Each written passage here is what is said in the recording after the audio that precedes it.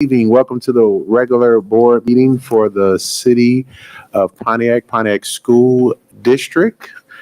This is our first official meeting back for the 2023-2024 school year.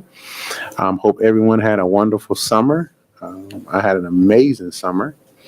We'll talk about that in some of our closed sessions. It's about 6:02. We have Madam Secretary. Can you give us a roll call, please? Sure. Trustee Bowman. Present. Trustee Kraft. Here. Trustee Davis Smith. Present. President Garrett. Present. VP Gross. Here. I'm here, and Treasurer Terry. Present. All right, thank you. 7-0. All the trustees are here. Interesting. No. Okay, wait. What's wrong? My mic? Hers. Oh. We're going to get all the kinks worked out before the show goes on the road after Labor Day. Stand for Pledge of Allegiance. I pledge allegiance to the flag of the United States of America and to the republic for which it stands, one nation, under God, indivisible, with liberty and justice for all.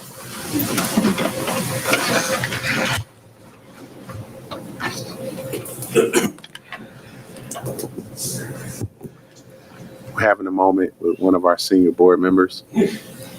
Okay, thank you, sir. Thank you, sir. You weren't supposed to see that. Okay. I said I'm gonna try to work on my decorum You good? this season. Psych. Need a motion on the floor to add. Did I just do that? Yes, you did. Did I need a motion on the floor to add action item AFCME Local 719 Food Service Contract under the Board of Education action item 3B? Need the support. Support. Moved by myself, President Garrett, supported by Trustee Davis Smith. Questions, comments, or concerns to the amendment to that agenda? Hearing none, roll call. Trustee Kraft. Yes. Trustee Davis Smith. Yes. President Garrett. Yes. VP Gross. Yes. I'm voting yes. Treasurer Terry. Yes. And Trustee Bowman. Yes. Motion passed. All right, thank you for that approval of that motion. Need a motion on the floor to approve the amended agenda. So move. So moved by Trustee Gross, Support. supported by Trustee Terry. Questions, comments, or concerns? Hearing none, roll call. Trustee Davis Smith. Yes. President Garrett. Yes. VP Gross. Yes. I'm voting yes. Treasurer Terry. Yes. Trustee Bowman. Yes. And Trustee Kraft. Yes. Motion passed. All right, thank you. We're going to move down to awards and recognitions. If I may take the point of privilege, I'm turning the meeting over to Vice President. So, this year, we had the opportunity to have our first, how you doing? We had our first opportunity to have our official Honors Boards Award for the Pontiac School District. I know they deserve that. They're not the only one take classes in the summer. So what I did was they gave us one to be honored and recognized at the district so we can post up. But we did make some nice quality prints that I wanted to give each and every one of the board members and let you know I'm extremely proud of you. Thank you for continuing to do what we've asked others to do. You do it at a high level. Don't forget that. Specifically to, I would say I'm more seasoned now, Trustee Bowman and Trustee Davis Smith. You guys took classes when you first came and you went through your 100 level classes and then you decided to say, okay, well, these classes may be something that we need for the district, and you started taking those classes. And so you guys are on your way to level 4. I can't really make that right now, so I'll just give you a little hint, take a few more of them AC classes to kind of push you. But this is the 2022 Honors Board Award, Pontiac School District, Michigan Association of School Boards. MASB offers this honor board award to the Board of Education when all board members have received their certified board member award CBA level, and that's what you've done. So I just wanted to make sure that you guys get these in these nice frames and plaques so you can hang them up on your wall and cherish them forever. Thank you.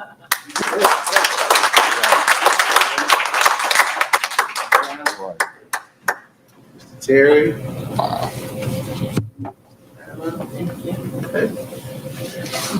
I know you've been waiting on this Oh, for man, about for 20 300 years. years, man. I've been, no, let me go. Thank you, sir. Wow. You did this. You didn't think we weren't gonna give out no awards on our first meeting, did you? Right? Sweet. Oh, I'm sorry. I think Heidi put something on there where I can. Wow. Okay. Way to go, Heidi. You understand how proud I am of that. So, thank you.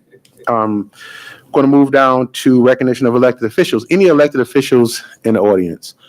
Okay, we don't have any elected officials in the audience, but I do have 6 on this dais. Good evening, trustees. Good evening, sir. All right, going to move down to consider agenda. Need a motion on the floor for the consent agenda. So moved by trustee David Smith. Supported by trustee Terry. Roll call, please. President Garrett, Yes. VP Gross. Yes. I'm voting yes. Treasurer Terry, Yes. Trustee Bowman, Yes. Trustee Kraft, Yes. and Trustee David Smith. Yes. Motion passed. All right, thank you. We're going to move down to information from the superintendent and administration. Superintendent's report under 1A, Companion Plus Care Student Mental Health Support Staffing Presentation. Superintendent, the meeting is yours. Good evening. Thank you. Good evening, everyone, and congratulations again, trustees. Thank you for your dedication and passion in ensuring that you stay educated and moving our district forward. With that being said, the district charged administration during our board retreat to address the mental health that is looming across our state as well as across our nation post-pandemic. We had challenges in the past, but post-pandemic, we have seen increases in our data around mental health. And we just did not have those wraparound supports that were intentional, as well as providing the services from certified individuals that really truly could address it. I know this is a passion from Trustee Bowman, as well as all of the trustees that would hear the hearings coming before them. I met with Dr. Jameson as well as Dr. Leverett to discuss next steps. After the board charged us with addressing this issue. I thank Diane for finding the dollars which the state level has intentionally put money to support with grant funding around mental health because they know that this is a sense of urgency. And so after meeting with Dr. Jameson and Dr. Leverett to validate our data, we have pursued to bring this company forward with you. Very impressive. Have met with them several times to get the structure and framework in place. And at this time, I would like to turn it over to Dr. Leverett, and then we'll turn it over to Dr. Jameson, who will have Mrs. Patterson come before you all. Thank you, Superintendent, and good evening, everyone. Just wanted Good to evening. reiterate how important, how urgent this matter is. We've been talking about it for a number of months. We know that the impact, as Superintendent said, that this has had on our students with their learning loss, their social emotional needs, and just being able to connect with the organization and a company that can come in, they're certified, and provide those resources for our students is just going to be pivotal. And we're just very excited for this opportunity. And I just wanted to share a little bit of research with you. More than 2/3 of public schools saw higher percentages of their students seeking mental health services in 2022 before the pandemic, but only a slim majority believe they were able to meet children's heightened psychological needs, according to a federal report that was recently released. So when we talk about student anxiety, their attendance, academics, all of this is playing a part in what we want to do to support the whole child and set our students and our families up for success. So we're just very excited about this opportunity to partner with this organization. And with that, I will turn it over to Dr. Jameson, who will introduce our guest this evening.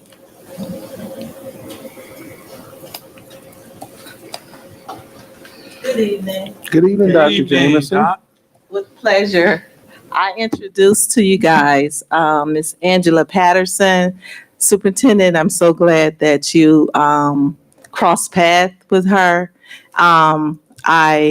We've had several conversations.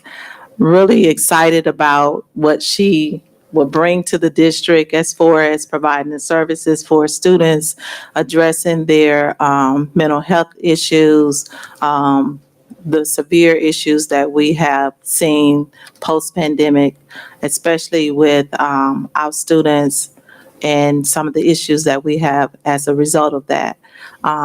She has also with her team that we will be working closely with. And so I would like to present to you Miss Angela Patterson.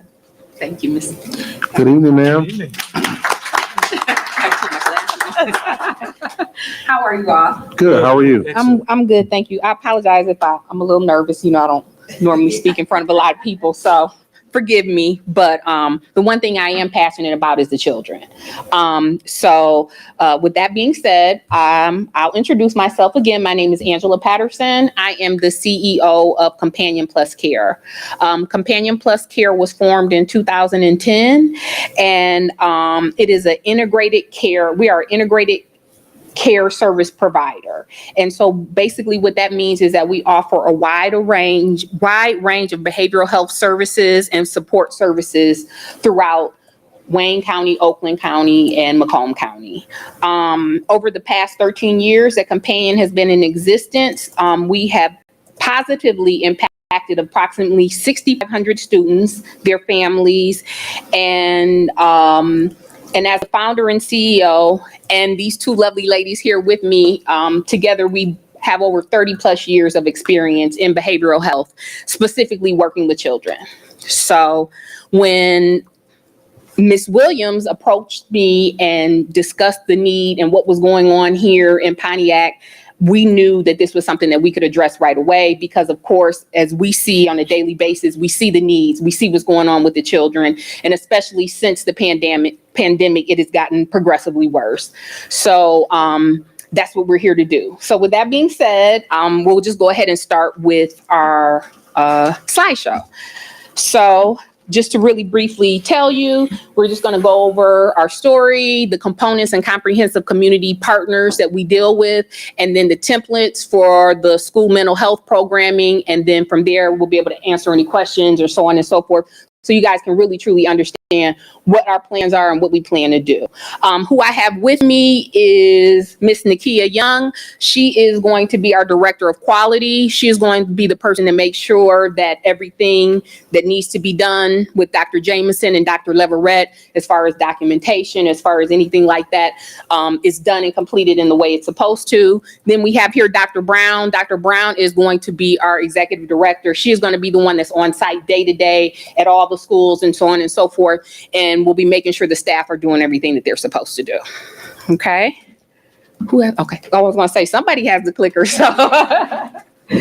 So again, Companion Plus Care is dedicated to dignity, compassion, and respect for our clients, staff, and community. We prioritize the emotional well-being and quality of life for those we serve.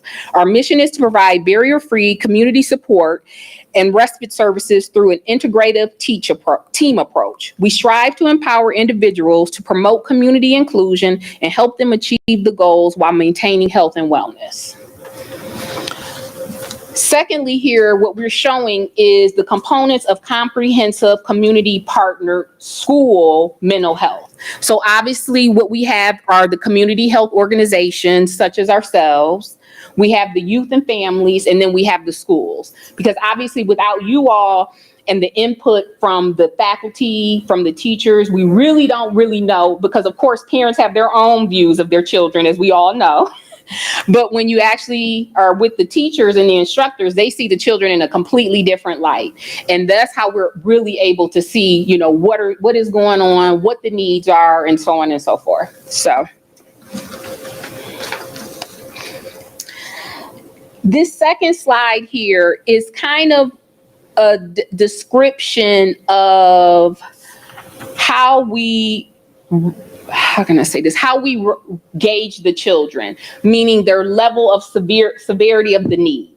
So red meaning those children that have severe emotional issues, just, you know, when you're in class with them, they're the ones that are always having the outbursts. They're the ones that are constantly out the classroom and so on and so forth. So with those particular children with the highest level of needs, what we have discussed along with Dr. Jameson and Ms. Williams is the fact that although we will be able to provide support services for them while they're in school, again, if they're too severe or if they require additional, whether it be medication and so on and so forth, that's when we will still work closely with the community mental health agencies. In this case, I believe it's Easter Seals. Okay, the Easter Seals that they're primarily. So we would work with Easter Seals to get them in the system, to get them enrolled in programming and so on and so forth. But as you know, Easter Seals, it may be a month or 2 month waiting list. So we would be there, the therapist would be there, the case manager would be there to work with that child until they're able to get into the CMH and get the services that they need completely on top of whatever else we're going to do for them in the school. The blue represents the specialized programs. It represents the children that may be at risk. But again, those individuals we can kind of catch them and get in front of it before, you know, it kind of gets out of control. Though that's that group where we'll be able to support them in the schools. And traditionally speaking, they'll be able to get the support that they need. But again, if it's a situation where we feel like they need additional support outside of what we're going to do from 9 to 5 or 8 to 3, 9 to 5 in the schools, that's when we'll look to, again, refer those individuals as well. But again, we'll be partnering with them. We'll be communicating with them so they know what's going on. And then the green being the school, the classrooms, the strategies for those, just for the children, for the staff in general, because that is the one thing that Dr. Brown and I were talking about. And although this wasn't included in the initial contract, I would say, but I know one thing that we discussed was the fact that training for the teachers, as far as just dealing with conflict, crisis management, so on and so forth, there's definitely something that we definitely still want to offer to the teachers and instructors so that they can really kind of understand and identify when those children are having need some additional support. This grid here pretty much represents of the 98,000 plus public schools in the United States. Mental health services are provided primarily, as you can see, 40% is primarily provided in the schools, 28% is outside contracts, and then 32% is only in the school district. So you see that 40% is combination of school, district staff, and contracts, kind of like what I would be doing for you guys. And then the other 32% is those that are represented for those that just have in-house mental health individuals in the schools themselves. The role of Companion Plus Care is to provide a broad continuum of services to supplement school employed staff services, reduce unnecessary expensive services such as disciplinary actions, ER visits, crisis, etc. So I kind of go into it a little bit more in detail, but what we're basically doing with preventative care, we provide screening, identification, care management, brief interventions.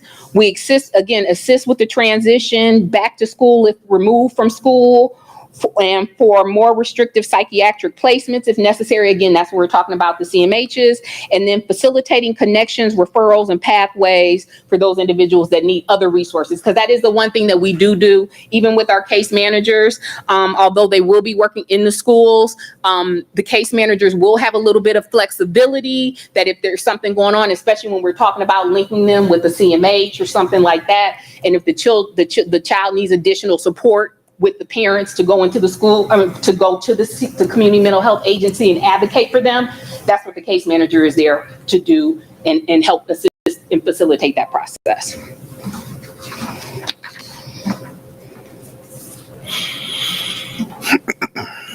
So what this is just a breakdown of some of the issues that we see that we have addressed with our youth.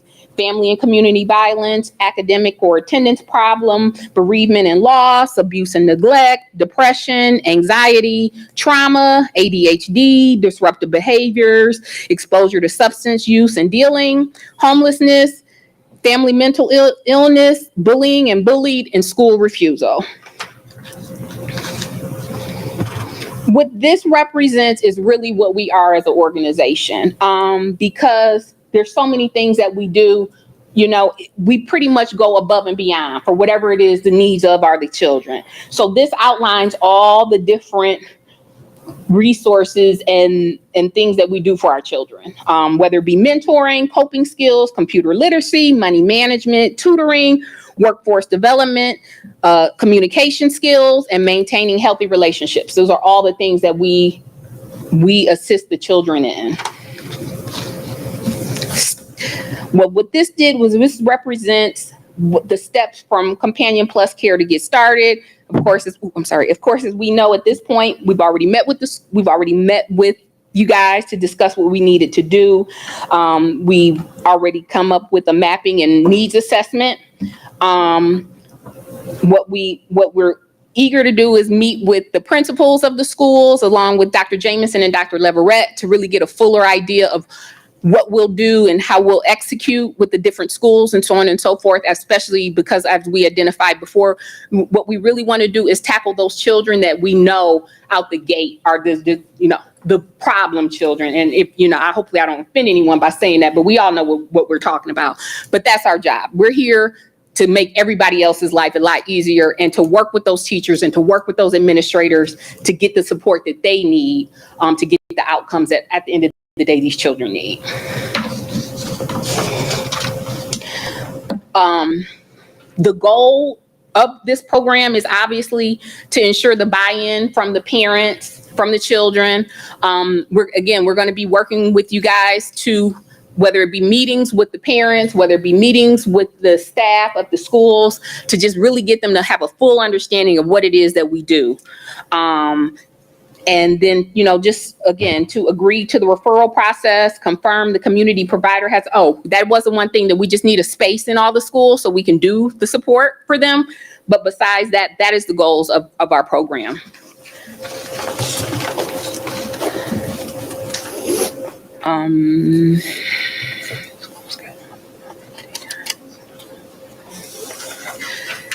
So, school principal community partner meeting. So I guess this side here is kind of just discussing what the plan is once we go into the schools and meet with the individual principals so that we can come up with a clear, concise plan of what we're going to do. School schedule and optimal appointment times, daytimes coverage, school climate and culture, specific mental health related needs, range of services provided to the students, and management of the behavioral health crisis. So again, if a child is having a crisis in the classroom right now, we'll be able to, when we will have crisis plans in place, we'll be able to work with these particular children, hopefully remove them for a brief period of time, and then be able to, have them go back to the classroom. Because again, the goal always is to keep them in the classroom as much as possible.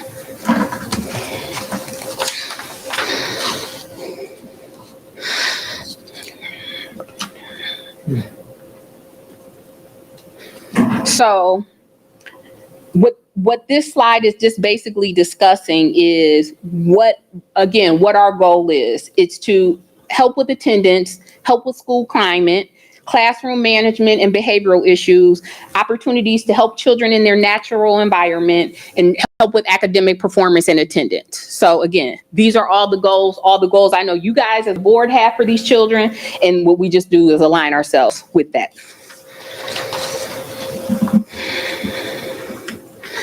So what this are the key questions that we always ask, which is who else is providing mental health services in the schools? Thank you, Dr. Jamison and I were able to discuss all of that. So we're already going to be making those connections with the additional resources and the people at Easter Seal. So again, the whole thing is that the continuum of care for the children be consistent. What services, resources are they providing? How can services be differentiated? And to what students are they reaching out to? So again, we're here to not step on anybody's toes. This is not a situation where we're like, oh yeah, we can do it all and we need all the resources. We need all the supports that they've currently been utilizing, but we're just there to kind of help fill in some of those gaps. Because as you know, most mental health agencies very few have therapists, very few have psychologists. So it's very difficult for them to do, it's a waiting list, you know? So what we're doing to just kind of, again, come in and fill those gaps and help them along the way. This next slide, okay, yeah, that's fine. Okay. You didn't get, there's one slide that has the references and I guess that one isn't in there, but I'll make sure that you get that. Okay. And again, this is just a little bit more about Companion Plus Care. Again, we're a community-based provider that promotes an integrated approach to community inclusion, recovery, and wellness. We support adults and children and families facing challenges with daily living, mental health, substance use, and trauma. Our mission is to provide seamless services with dignity, empathy, integrity, and respect. Through evidence-based approaches, we empower youth with essential life skills and mentorship. We collaborate with families, educators, and other providers to enhance the lives of youth age 5 to 21. And we say 5 to 21, but we have clients as young as 2, and we go up to 92 or 100. So, but in this case, obviously, this is what we're just talking about. And at Companion Plus Care, we are dedicated to fostering growth and well-being for all. So that is really, truly what we're all about. But if you have any questions for me, please ask away. And if I can't answer, that's why I brought these 2 lovely ladies with me. Thank you, Ms. Patterson. Okay. Okay, we're good. All right. Thank you for the presentation. Okay. Any questions from the board, starting with whom? Trustee Gross. Thank you. This is excellent. And Dr. Jameson and I talk often about some of the needs of what we're seeing in our children. And me, with my history of working in the court system, I see what's needed. My question is to Superintendent Dr. Leverett. Who determines where these services will be? Are we in all schools? All schools. Okay, that's number one. And you have enough employees to cover everything? Yes, luckily we do.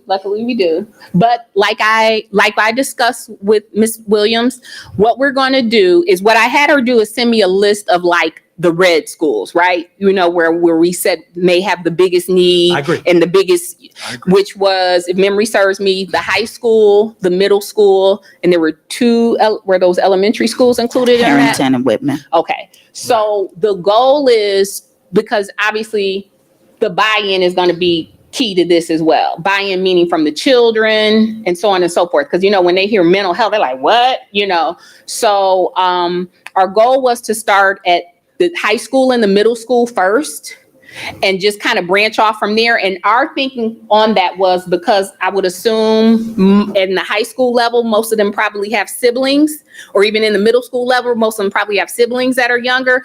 So the buy-in might be better, to where they say, oh, I've heard that, yeah, I saw they were in Johnny, oh yeah, they helped me out, I enjoyed them. So that was the goal. But yes, the goal is to go to all the schools, absolutely. But again, to first hit those red schools first, just to get that impact going and get them the help they need right away. And the data has provided and identified those students. So we have the list.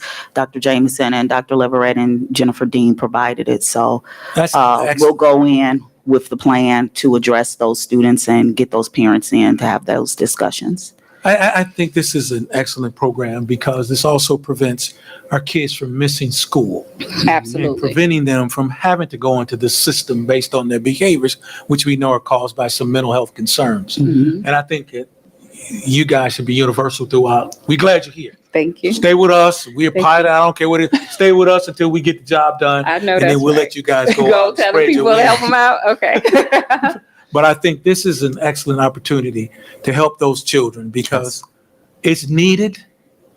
It's needed Right. because there's a lot of things they're not getting at home. No, they're And not. school is the place to deal with a lot of these things that we're seeing. I mean, you got to think about it. For most children, the time they spend in school, those people, those teachers, et cetera, they see them more than when they go home and see their parents, their family members, and so on and so forth. So for them, this is their home. You know what I mean? And so my last question is, do you have a psychiatrist or psychologist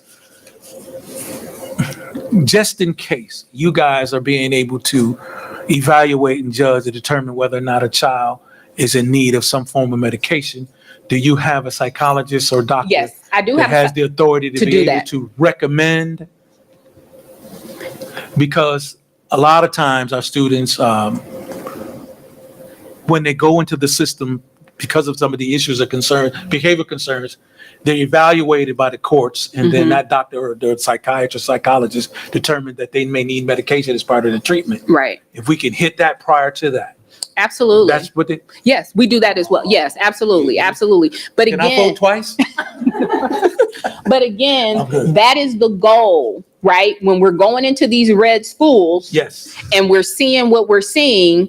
And again, even if dealing with Easter seals, the delay is the delay, we still have the medical people that Absolutely. can write the script Yes. and suggest, Perfect. to the parent Right. I mean, that, it's important that you hear from other entities, other people, absolutely. because a lot of, you just Yeah, I mean, it was like we were having a meeting earlier today, and a therapist was talking about how this parent was like, "Oh no, Johnny doesn't act like that at home. I don't know." And the therapist is like, "Johnny sits in the classroom and screams on the floor for 5 hours. You can't tell me that when Johnny goes home, Johnny is just the best kid on the, like, no way, But, a lot of times we do, and that is the one thing that we are really good at.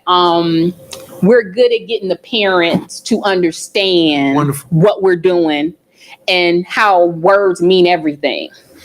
And if you tell your kid, here, take this crazy pill, don't call it that. Like, No. you're that words mean everything, right? Right. So we do work really closely with families to really get them to understand Love it. what it is we do and how mental illness works, and how, again, a situation, a circumstance, a death can trigger Yes. all these different things. Yes. Even multiple relationships with other students. Absolutely. And Bullying. that's yeah. I mean, all the things. I Absolutely. mean, being in high school in itself is a hard thing, right? I mean, or in middle school, you got all this pressure. And then now you have social media that adds a whole other layer. So that is something that we also do, is that we definitely work with the children specifically at dealing with social media and, how to deal with that cyberbullying or hypersexuality with photos and pictures. Like, we address all those things. Thank you.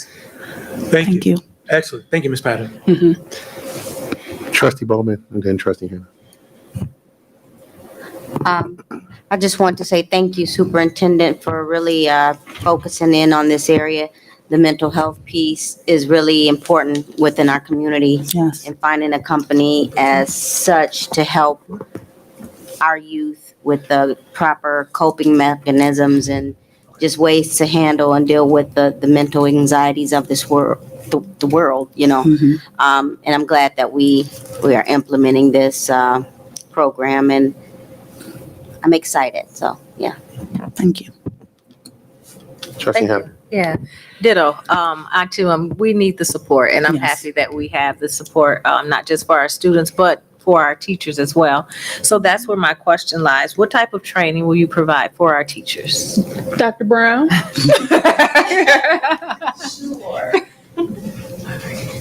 Good evening, everyone. Good evening. So again, my name is Nicole Brown, and so I will be running the day today. And one of the things that we talked about as a team and talked about with Superintendent Williams is around de-escalation, how to identify when a child is triggered, actually teaching the the teachers about ACEs, right? Adverse childhood experiences, so that they're aware of what maybe their triggers are and what may be activating them when they're engaging with their students. Because we know that our implicit biases are also very impactful in how we engage with young people.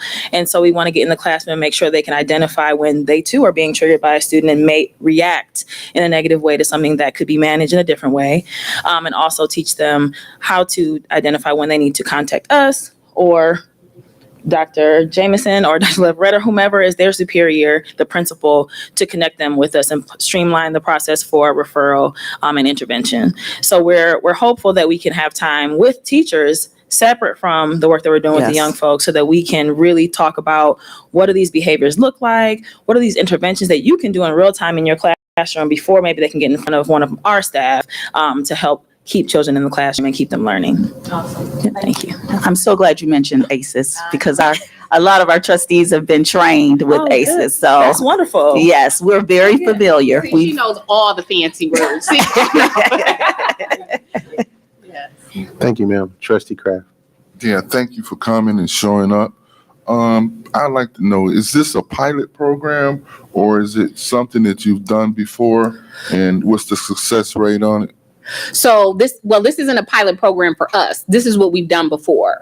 We have therapists and case managers that go into multiple schools. The only thing that will make this a little different is in our traditional states, we've had to get the parents to sign off from the Medicaid aspect of things. Right. So should I? Okay. Because that's what we wanted I'm to. like, oh. We have that process. It hasn't been working. Okay. Yeah. So that's why we wanted to bring something different where we can work with the students, building relationships and actually pushing in those supports without the Medicaid side of it. Yeah, because, for a lot of parents, they hear, oh, you're going to mess with my Medicaid, oh, you're going to lose my benefits and so on and so forth. But our success rate, gosh, what would you say our success rate is? Because the thing is, we help so many children, even if from the standpoint of a child that couldn't stay in the classroom all day, was only in class an hour a day, versus now they're able to go 8 hours a day, versus a child that didn't have any type of social interaction, and now they can sit and now they can have a conversation with a child in their classroom and not pick up a desk and hit them upside the head with it. So our successes are measured based upon each child and each goal for each child. But we don't stop until we get it, and that's the honest truth. But again, on those special cases, you find out more than anything, they just really need somebody to listen to them. But then also what comes into play and with our wraparound services is that when we also kind of get to evaluate what's going on in the home, because obviously a lot of that plays into what happens in school. So, that's. You still have the floor, sir. And can you tell me what are your challenges?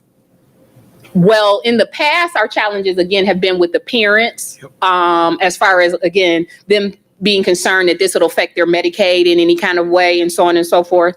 The other challenges is just like I said, because there is a stigma with mental health, and when people hear those words, that becomes a little bit of a challenge.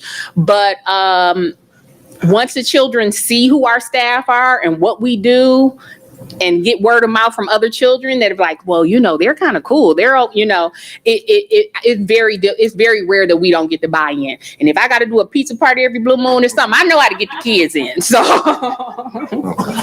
right, I'm just saying. Oh, okay. Well, I don't want to take that from you. Thank you. Any other questions? Thank you.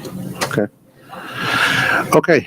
You say in the read in the contract where we're going to do 400 non-repeating students. Can you tell me how does that operate throughout the district as a whole with the number of students that we have? How do you just identify the 400 students? And then how will you measure this organization as it relates to their success with those 400 students as administration?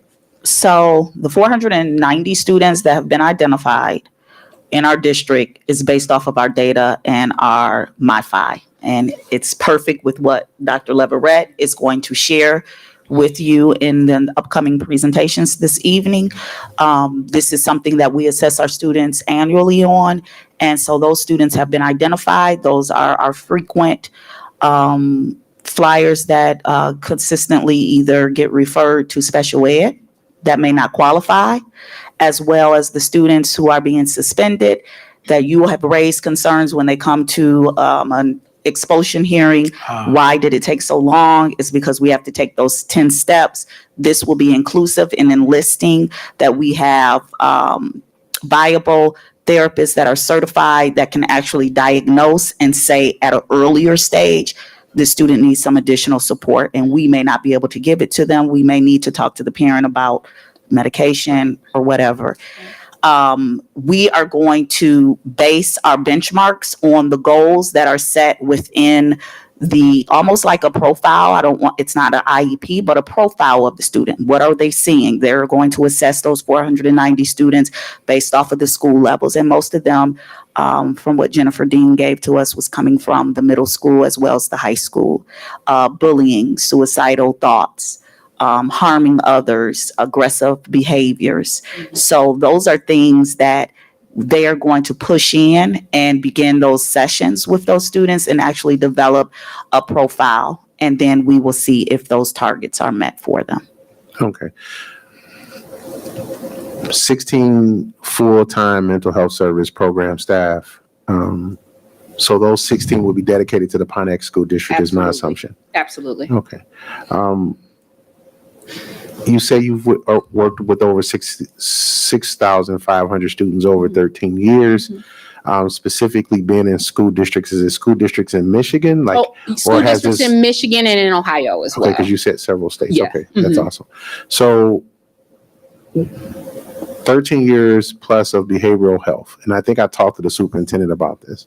I was very excited to see this, specifically because of how small our community is, and is small.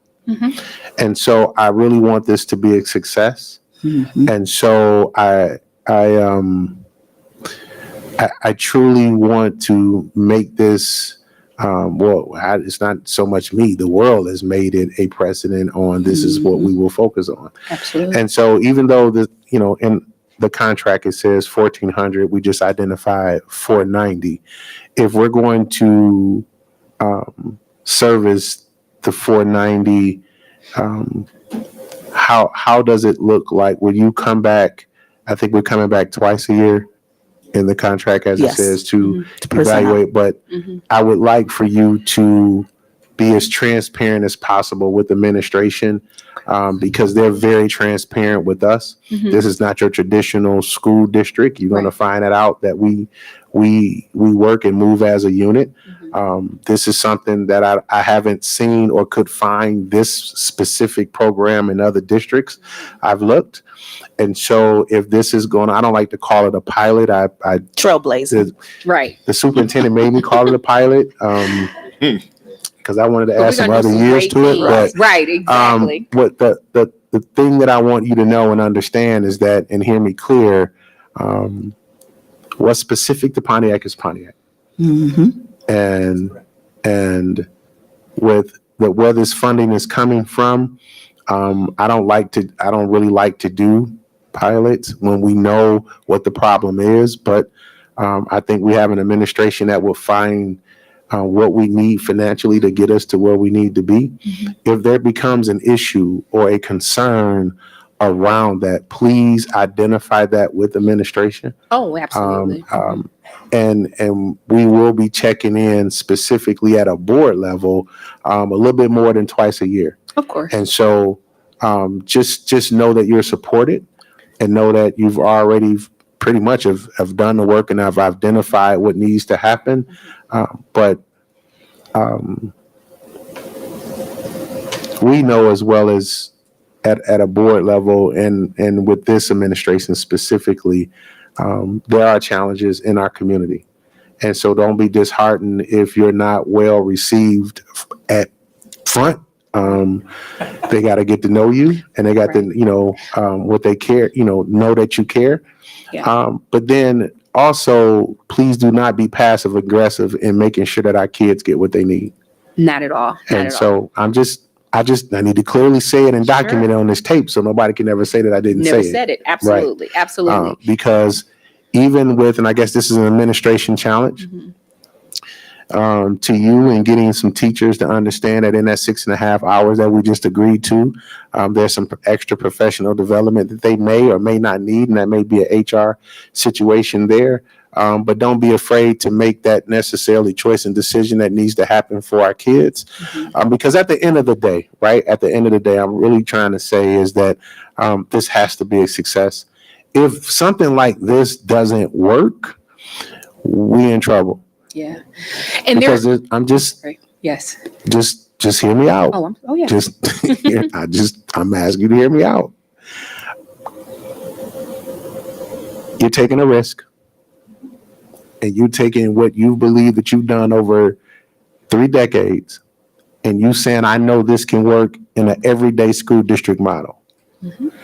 And you're taking it and you're saying, I'm taking my 30 years in 9 months. You got a right to be nervous. Okay. Right. So I'm just asking you to make sure that we want you to be successful Absolutely. in this aspect. Absolutely.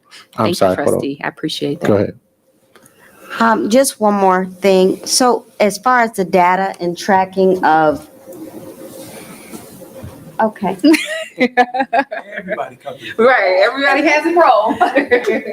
Good evening, everyone. Again, my name is Nakia Young, and I am the Director of Quality. So I believe you were going to say about a tracking of the data.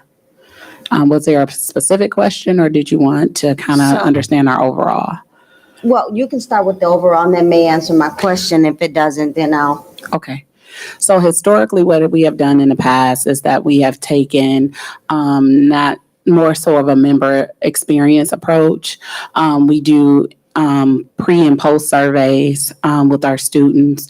We do pre and post surveys with the professionals that we link and coordinate them with to understand what has been working, lessons learned. Again, because we've had so many years of experience, some of us are pre-Google years, right? So we had to understand cyberbullying, and we had to take the training and make sure that our staff was comparable to understand what is actually going on currently, not from when they were in high school or dealing with their own children in that aspect. So we take an individual approach. Ms. Patterson touched on it. When we're looking at these 490 students, what are we expecting? We're expecting them to have a positive experience, because with every positive experience, that's how you invoke change. So what may work for one person's individual plan of service may be ultimately different from another child's, but that doesn't negate that they did not have the positive experience that they needed to get over the hump so they don't enter the criminal justice system, so that they actually can go in and learn a skill set. Or even if it's just a hunger need that we need to fill or bridge a gap in to identify resources within their community to empower them so that when we're not available, they are empowered to know how and who to ask for and to be entrusting of professionals. Because a lot of time students are just not trusting of the professionals. They think that they don't live the same lives because oftentimes they may not even be in the same communities. So when we're talking about the data, we have to really understand, and I need the support of this group and to understand what it is, the data that you need to collect in a meaningful way that will show the success of this demonstration. We have a bunch of PowerPoints and slide presentations that we could offer. However, it may be a combination of things, again, with member experiences, with buy-in, with surveys, because we all are in a structure where we're ever evolving and trying to understand the environment in which we are trying to support. So, Trustee Bowman, we have a template and a profile for data collection. That's our data warehouse in MyStar. And basically, that student is assessed on if the student can't remain in the classroom for 3 hours without outburst, or the student is not coming to school on a regular basis, or the child just had trauma in his or her life, lost a parent. Those will be individualized, and it will be assessed on the improvement of observation anecdotal note-taking when they go in, and their sessions. And that will be inclusive of that profile for that student. Okay. So do we also follow them throughout? So although some experiences might be causal or loss of family or something like that, but if it is something more long-term, do we follow that student so say if it's a ninth grader, do we check back in, end of year, like how are we checking back in and things like that? Yes, so there will be pre and post test, as well as the MyFi data that Dr. Leverett which is very detailed.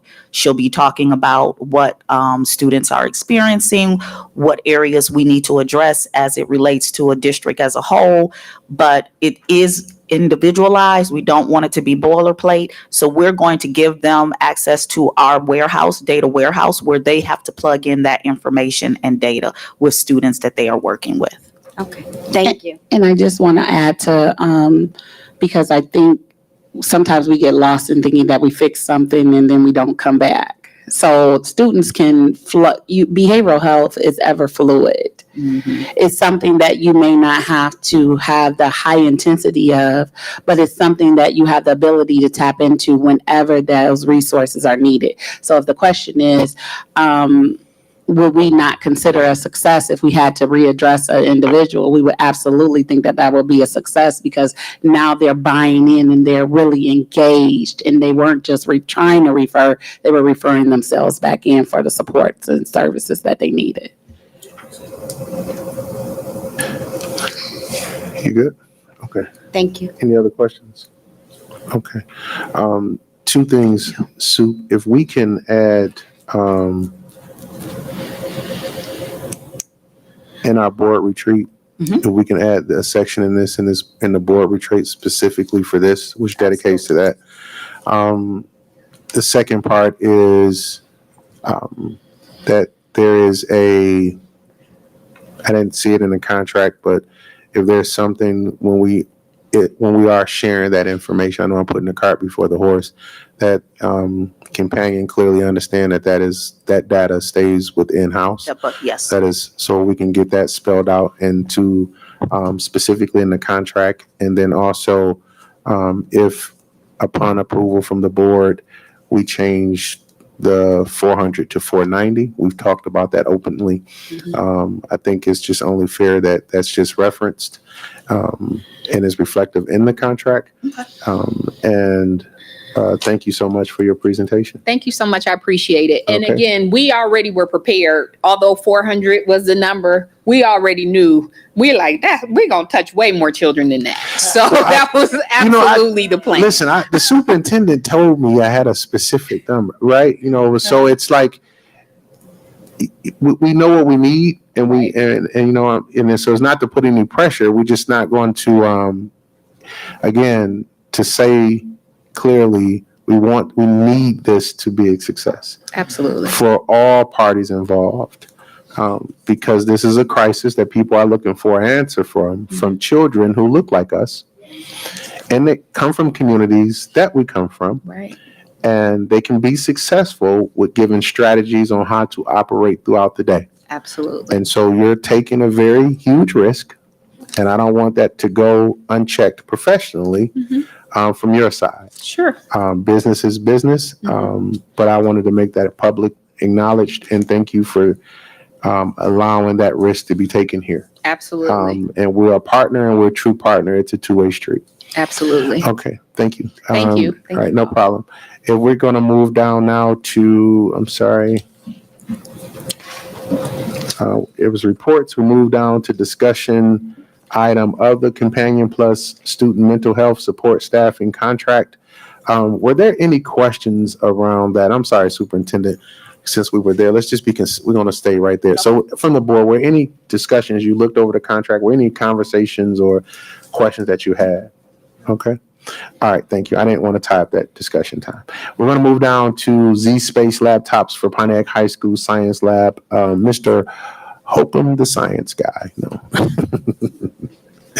Superintendent, the meeting's yours. I'll defer to Mr. Holcomb. Thank you, Superintendent. Thank you, Mr. President, trustees. I hope everybody's had a nice summer so far. far. It's wrapping up, Yeah. unfortunately. This evening, I bring before you a request for Z-Space laptops at Pontiac High School Science Lab. The school district of the city of Pontiac has been working with the curriculum office, technology services department, and facilities to create state-of-the-art science labs for the district. The next step in creating these labs will be to provide an augmented reality collaboration environment in the two new Pontiac High School science labs. These labs will contain 16 workstations each, housed in a charging locker between the two rooms that can be signed out by either classroom at any time, providing an approximate 2-to-1 ratio of student to workstations. These are currently in place at the ITA Science Room, Pontiac Middle School Science, and Career Pathways programs. As you're aware, hopefully, we are seeing unprecedented long lead times on devices with computer chips due to labor shortages and shipping delays.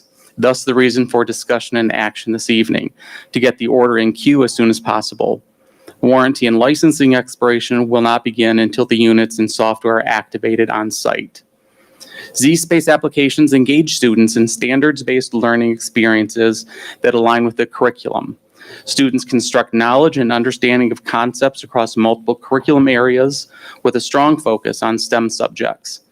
Z-Space provides experience in the medium to support instruction and students' learning and curiosity. Students learn by asking questions, developing models, testing ideas, analyzing data, and developing conclusions. Teachers facilitate learning by setting up tools and resources that help students through the lesson. The funding source for this, there's a typo in here that I'd like you to correct on your sheets. The account number, it's still coming out of March 20 Series 2 bond, but the account number is 423 at the beginning instead of 420. We will send an updated bear for you all for your record. Thank you. It is the recommendation of the administration that the Board of Education approve the purchase of 32 Z-Space Inspired Learning Stations, CART, associated cabling, software, and professional development from Z-Space in the amount of $206,700.68. Pricing for the purchase is provided by the interlocal purchasing system called TIPS Cooperative. Contract number 210-210902.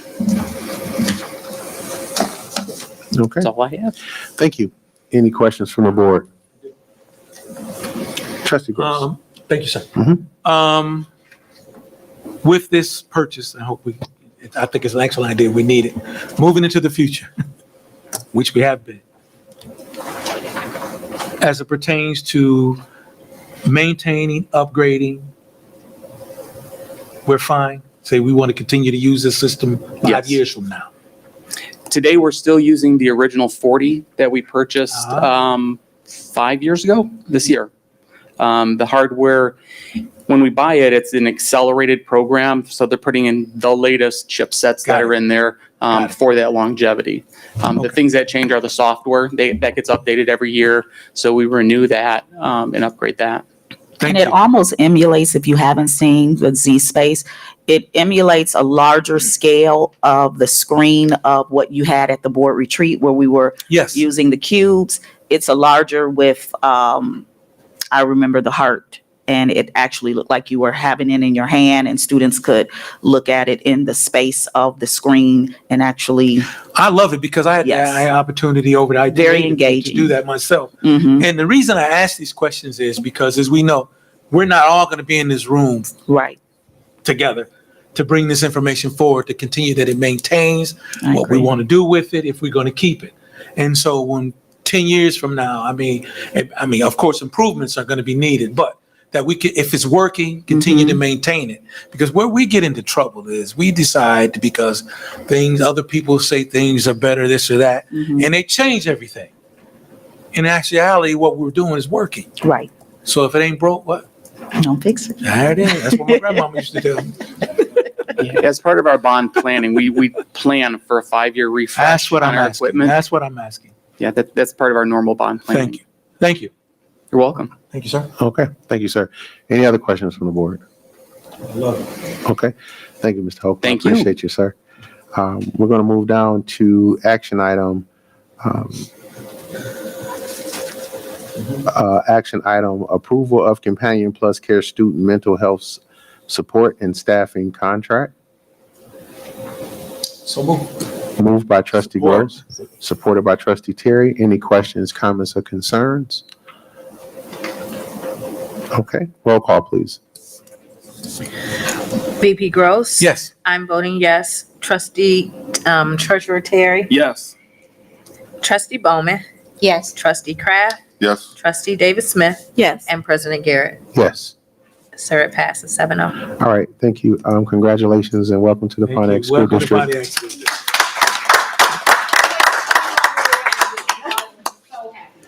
We got great things coming down. I didn't even tell you all that. Okay. We'll hold you to it. Okay. Oh, It's out there now. It's out you there. gonna learn about taking a contract from this board. Actions, we're gonna move down to approval of Z-Space laptops for Pontiac High School Science Lab. Need a motion on the floor? Support. Moved by trustee Terry, supported by trustee Smith.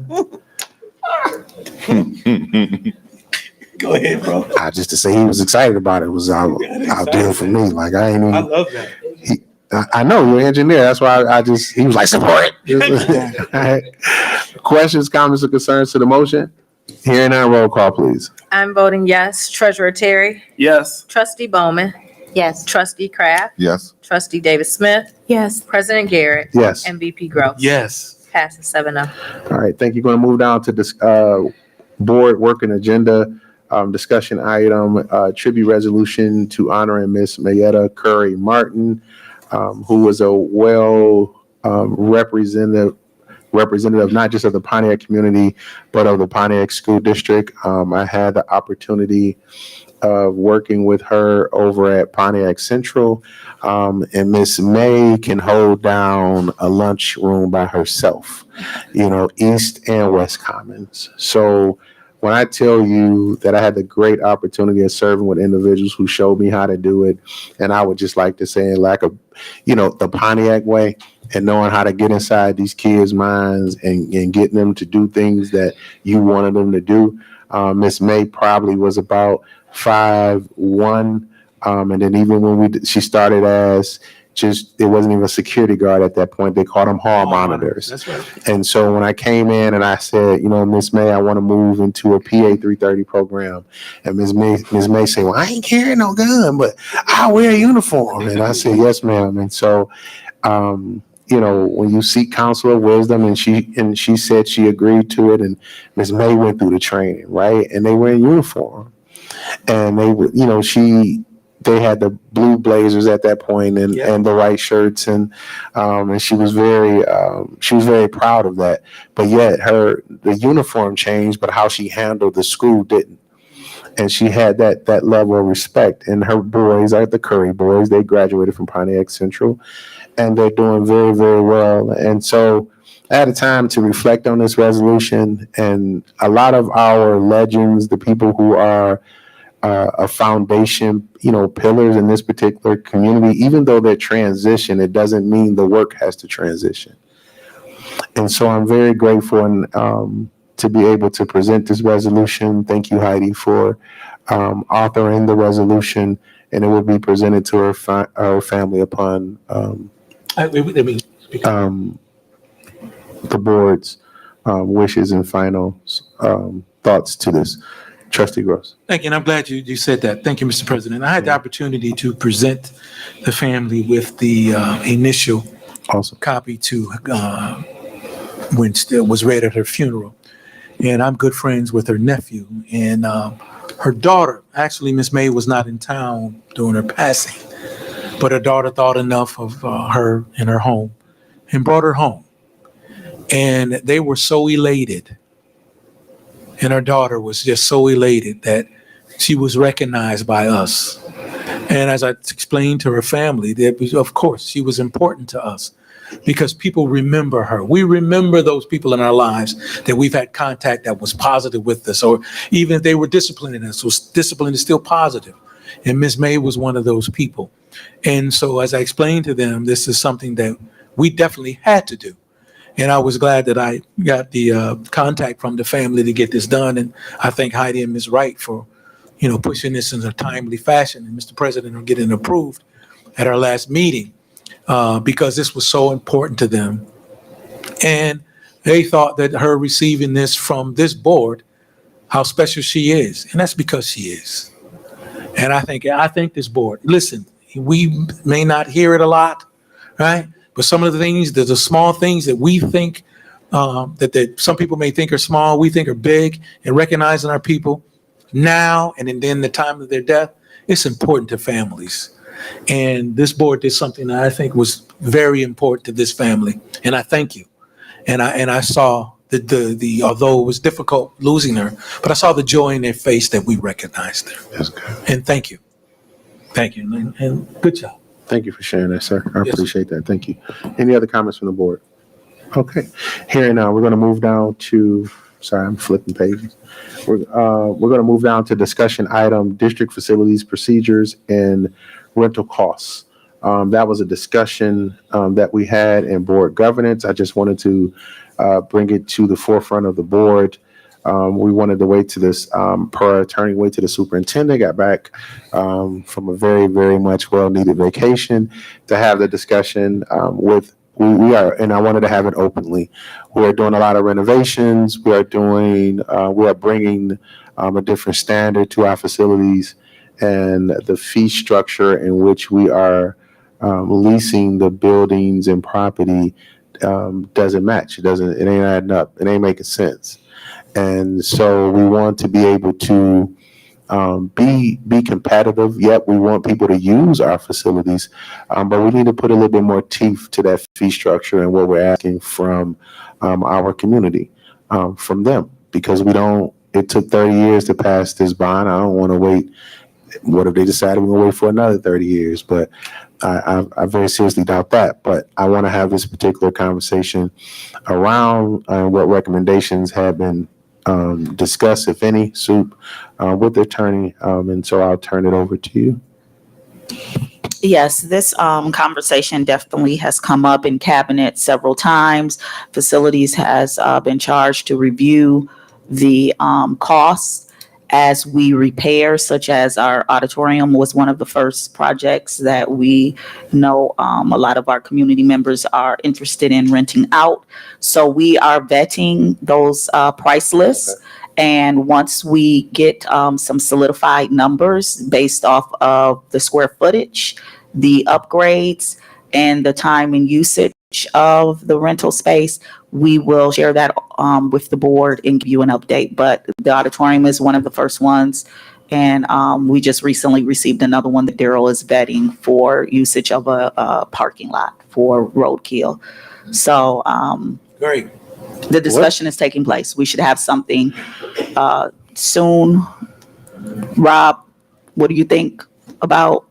Use the mic, Rob. Thank you, Ms. Williams.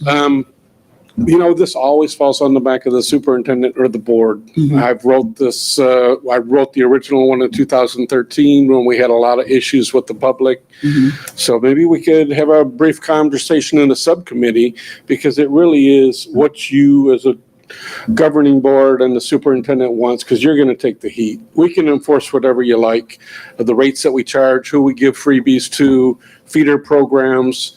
That's what we've run into in the past, at least. Yeah, and we have our policy. So our policy is set. It's just the pricing that we now need to review. So we'll make the recommendation to the board and then move forward with it. I know Bill was a part of that conversation as well. He was, and Bill had a lot of insight into the theater aspect from, his background. And, but I know Marvin and ourselves run into different things in the field, and you guys probably hear things that we don't hear. So maybe we could have a subcommittee meeting on a Tuesday whenever, and get your input and try to put paper to pencil. We'll have something to you within 2 to 3 weeks. Yep. Okay. Any questions, comments from the board? Okay. I'm gonna put my comments in the public. Just where you go and take care of everybody else's property, you will take care of ours. We will not supplement and lowball ourselves any longer because of family and friends and pricing and who you know and where you knew.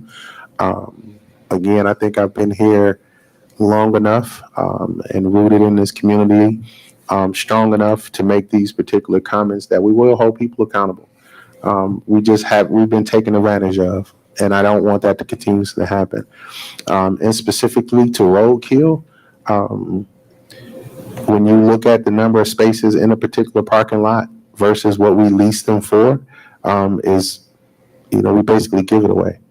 And so that's the part I wanted where the attorney comes in at, is that something that we can immediate change? If we have a pricing that comes up we know, okay, let's just take roadkill and let's just talk about it. If the lease is, I think it's like $120 or something like that to lease a parking lot. No, that's changed because we had them like enter into a contract before. Daryl can kind of give you a little bit of information. So previously, when we rented out our parking lot for some functions that the city was coordinating with the Dream Cruise, we had a different pricing structure. Okay. And Help me. it's going to be along those lines. Okay. So as long as the structure is to the point where it benefits the district and some of the, our students, then I'm okay with that. But I'm not just interested in just letting it go. You making $2,000 and you paying $25, $30 to park. You got it from us for less than whatever, but it's a percentage that they must give us as a return as from the tickets that they sell. Right. I'm grateful for that. So I appreciate that. I look forward to having a discussion in 2 or 3 weeks. All right. Thank you. Thanks. We're going to move down to, I think we did approvals. Yep. We did districts, facilities, procedures, and rental costs. We just moving along, huh? We're going to move down to approval of the tribute resolution. Yes. Honoring Mayetta Curry Martin. Need a motion on the floor? So moved. Support. So moved by trustee Bowman, supported by trustee Gross. Questions, comments, or concerns to the action item and approval? Hearing none, roll call, please. Treasurer Terry, Yes. trustee Bowman, Yes. trustee Kraft, Yes. trustee Davis Smith, Yes. President Garrett, Yes. VP Gross. Yes. And I'm voting yes. All right, awesome. Thank you. We're going to move down to the amended action item B, AFC ME Local 719 Food Service Contract. Need a motion on the floor? So move. So moved by trustee Gross, Support. supported by trustee Terry. Questions, comments, or concerns to the motion? I want to thank everybody involved in getting this done, specifically during this time. We have made it a priority to make sure that our employees understand they are valued and that we consider them not just a valued partner, but a resource for our students. Anybody who sees, or presented in front of our students need to clearly understand that they are valued here in Pontiac School District.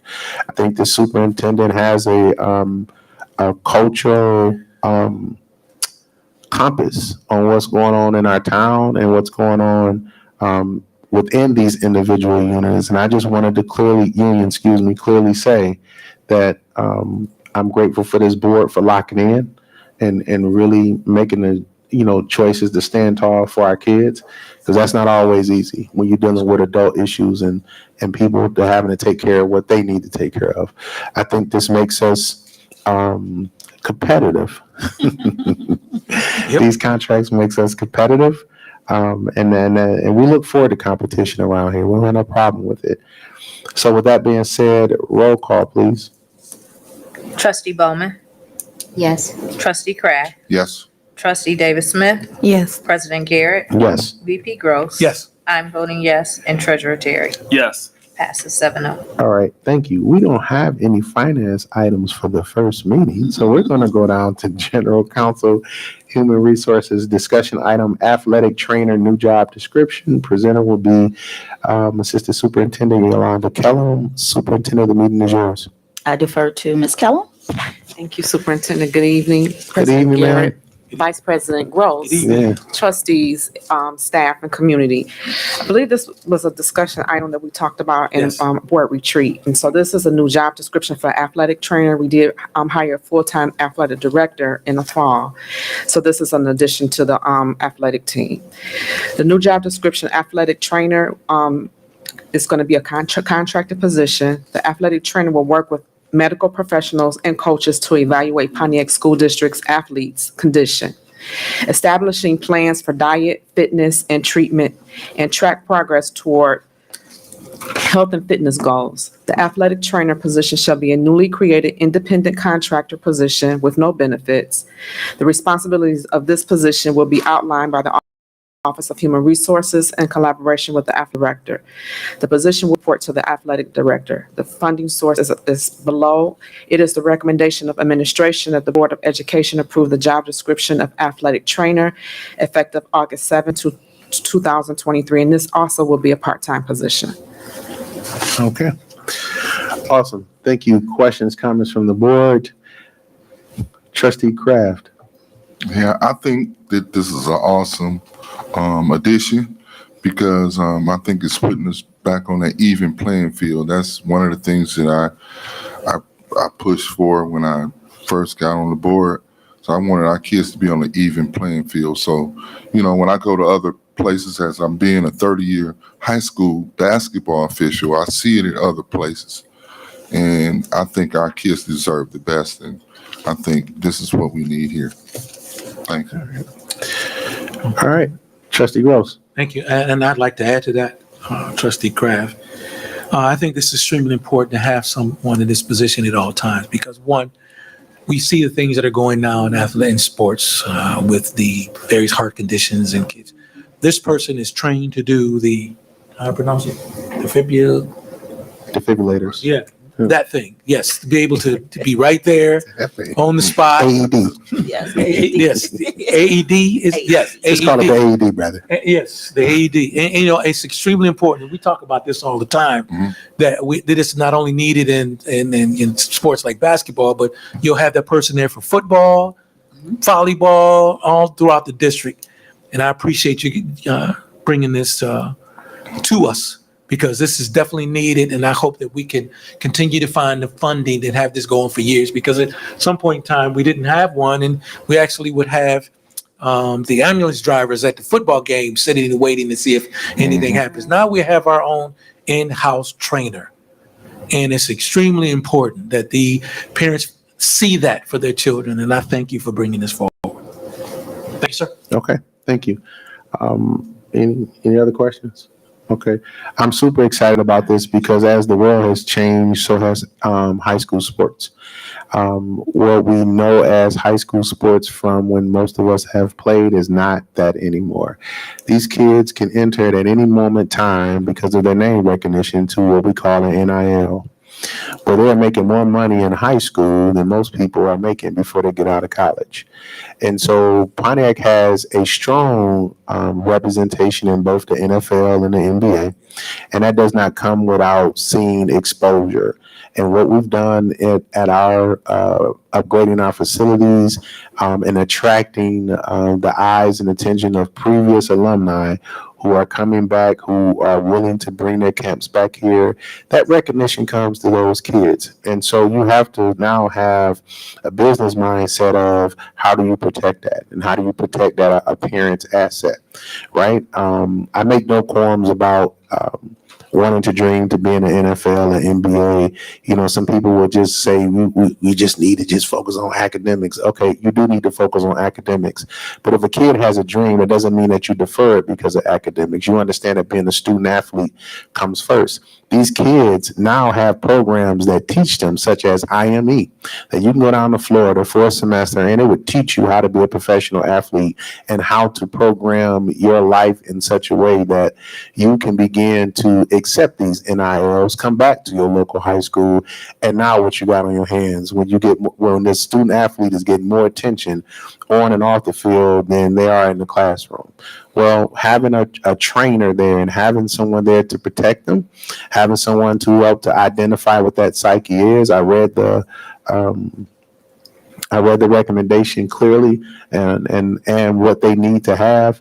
I'm very appreciative to HR and the superintendent to understanding that if we're going to move in this direction, that we need somebody there that needs to understand where we are and what our expectations are. So thank you so much for bringing this recommendation, and I appreciate it. Going to move down to action item, approval of athletic trainer new job description. Need a motion on the floor? So move. Support. So moved by trustee Gross, supported by trustee Bowman. Question, comments, or concerns? Hearing none. Roll call, please. Trustee Kraft, Yes. trustee Davis Smith, Yes. President Garrett, Yes. VP Gross. Yes. I'm voting yes. Treasurer Terry Yes. and trustee Bowman. Yes. Sarah passes. All right, thank you. If I may take a point of privilege and move down to bid pack 3235 with no objection from the board. Okay. We're gonna move down to operation maintenance. I'll take a point of privilege to move down to bid pack 3235 Rogers and Harrington Equipment pre-purchase. The presenter is Mr. Director Rob England. Superintendent, the meeting is yours. Thank you. At this time, I'll defer to Mr. England. Thank you. Good evening, everyone. Robert England, Facilities Director. Kim is here from Barton, Kim Hoffman from Barton and Marlowe also. This is the last leg of our pre-purchase for Harrington and Rogers pre-bid packets. On July 18, 2023, the bids were received and reviewed by Barton and Marlowe, IDS, PSD, and Stoner Advisory Group for the Rogers and Harrington equipment pre-purchase package.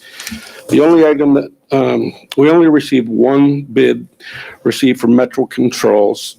And the team would like to move forward with using Metro Controls for the equipment pre-purchase as an amount of $287,400 plus 20% contingency in the amount of $57,548 for a total not to exceed of $345,288. I would like to take a moment to talk about these controls. There's a history in our school district. We had purchased some items from a company many years ago that we had problems with in Johnson Controls. We have spent a lot of time over the last decade working on controls. This is the backbone of, you can have the best air conditioning unit and you can have a thermostat. This is what makes it communicate. We've incorporated this, not only we've removed all the, what we call pneumatics, the air quality, now it's all digital. This is something that our people from Lee are very well trained in, myself and Marvin are trained in, and IT has helped us very much with having remote access. Middle of the night, we can see temperatures everywhere. This is really a very important component. The reason that this is part of the pre-bid package is we have learned from pasts that we ship these controls right to the manufacturer. Not every manufacturer, whether it's train, carrier, has the same controls. And how they talk to each other and how the communication between the two softwares integrate is critical on how we can control it. So we're very, very pleased. We're glad these guys won the bid because automated logic has been a foundation of us going forward. Now that we have the equipment to work with and for this software to work is going to be a blessing. We'll be able to give much better customer service, we believe. So again, it is the recommendation of the administration and the Pontiac Board of Education to approve Metro Controls for the vendor of Rogers and Harrington pre-equipment purchase in the amount $45,288, which includes 20% contingency of $57,548. If there's any questions I can answer. All right, awesome. Thank you. Any questions from the board? Okay. All right, again, very excited about this particular purchase, specifically in our elementary schools. Once we're able to bring our elementary schools online to that middle school to be adjacent to what's going on at the high school, so that facilities management can have a total control digitally and technological advantage over all systems in the district, I probably will sleep better at night. So after that happens. So if we're going to move down to action item approval of bid packet 3235 for Rogers Harrington equipment pre-purchase. Need a motion on the floor? So moved. So moved by trustee Bowman, supported by trustee Davis Smith. Questions, comments, or concerns? Hearing none, roll call. Trustee Davis Smith, Yes. President Garrett, Yes. VP Gross. Yes. I'm voting yes. Treasurer Terry, Yes. trustee Bowman, Yes. and trustee Kraft. Yes. Passes 7-0. Thank you. We're going to move back up to, thank you for giving me that point of privilege. Thank you, Ms. Hoffman, and Director England. We're going to back up to curriculum and instruction. I really wanted these two reports to have their own individual attention and really focus. The 2023 sex education update presentation, Dr. Kimberly Leverett, Assistant Superintendent, and Superintendent Williams, the meeting is yours. Thank you. These are annual reports that we must provide to the district. Normally, Stacy Jackson would be here, but she's on vacation. So Dr. Leverett has graciously agreed to present out. And if there are questions that she cannot answer, we would definitely defer to Ms. Jackson, who oversees both programs. Thank you. Thank you, Superintendent Williams, President Garrett, Vice President Gross, trustees, community members. Thank you for this opportunity to present our 2023 sex education updates. Making Proud Choices is the curriculum that our students use. Our sex education curriculum goal is to empower adolescents to change their behaviors in ways that will reduce their risk of an unplanned pregnancy or become infected with HIV and other STDs. So we do have a sex ed advisory board that was approved in 2020 that comprised of parents, staff, clergy, and other members of the community. This supports students in grades 6 through 12. And we have an instructor. Elizabeth Bahiri is our instructor, and Mona Farr, coordinator of community honors community health, has been a very integral part of this work and the curriculum, Making Proud Choices. So this is the assessment or the survey that were administered to students in terms of their understanding of the transmission of HIV/AIDS. They were administered a pre-test as well as a post-test.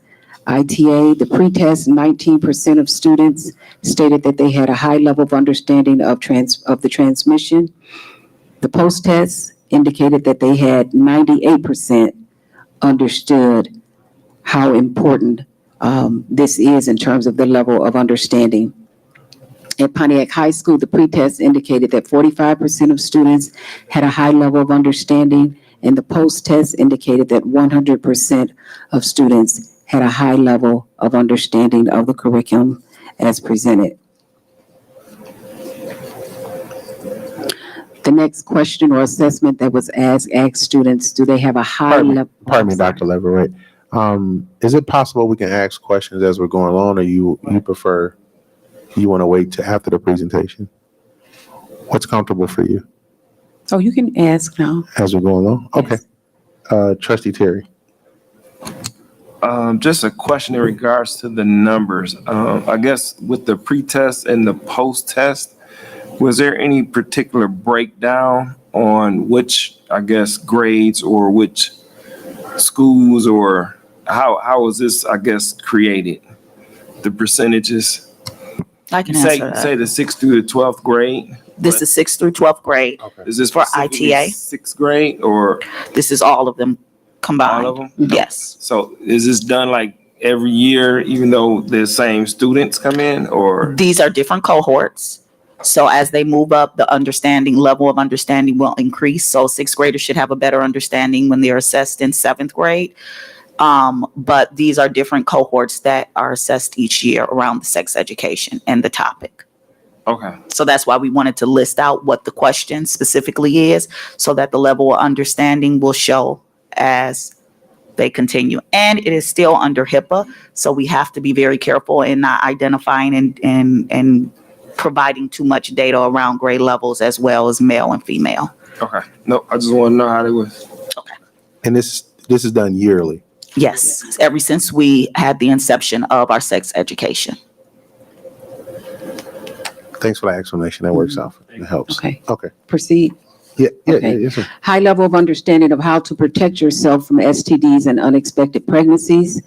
The pretest indicated that 68% of students at ITA had a high level of understanding. The post-test indicated 94% of students. So we can see that the curriculum is working in terms of what our students are coming away with pre and post-test.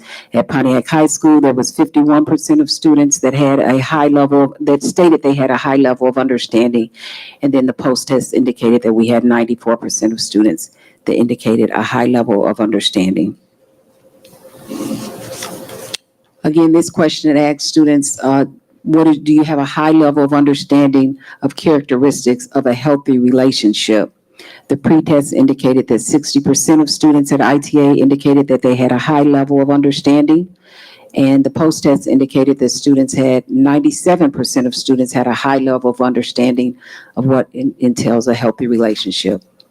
May I add to that? So these questions go a little deeper. This is the overall arching question. So when they say a healthy relationship, it talks about, do you think that it's okay for a male or female to hit you? Or will you feel uncomfortable if a male touches you here or there? And so they get really deep, and that's how the collection of the overall arching question comes up with these calculations. So I guess for clarity for us, which will help us, because when I first saw the numbers too, I was thinking like, okay, well, who takes the test? When do they take the test?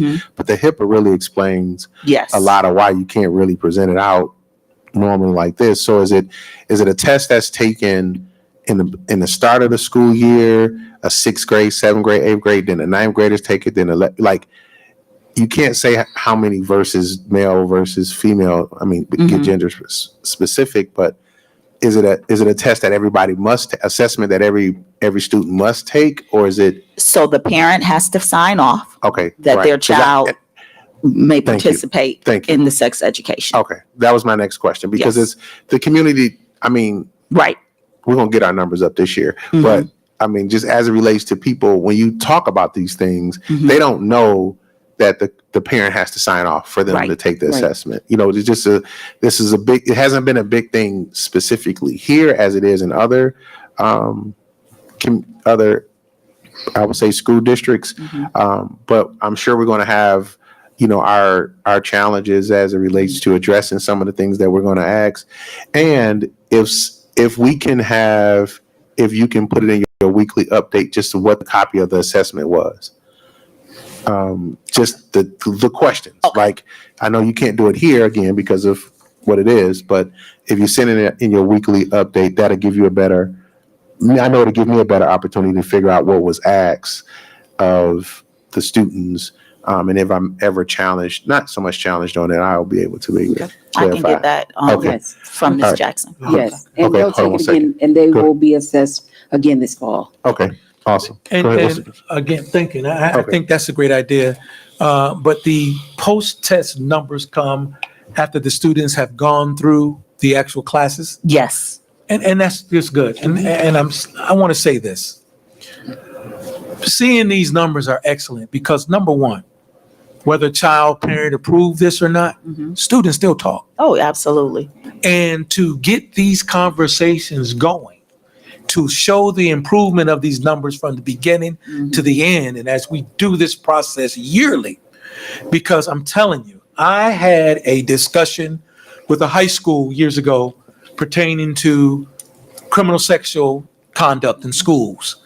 And a lot of the students at the time had no knowledge of how they can get in trouble, because in schools we have 9th graders who can be 14, 15 years old in high schools with 18, 19-year-old seniors. Right. And to have a better understanding discussion, and it's showing in these numbers that these students are getting the information.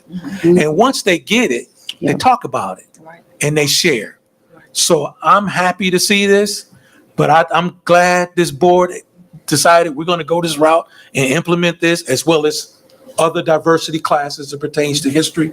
We'll get to that later. But I'm glad that we're doing this because now our students are talking and they get a clear understanding of what's appropriate, what's inappropriate, because they didn't know. But it goes to show what our district is doing for our children, that in some homes, not all, it's not being discussed. Right. So that's important. And I wanted to get that message across. And I appreciate you bringing this. Thank you. Thank you, sir. Okay, thank you. Go ahead. I'm sorry, Dr. Leroy. Go ahead. Next slide. So this is an overall rating of the value of the information received. Extremely valuable or very valuable. 86% of students at both ITA and Pontiac High School view this information as being extremely valuable or very valuable. Student perception. This is just some quotes taken from the students, that you were able to talk about things.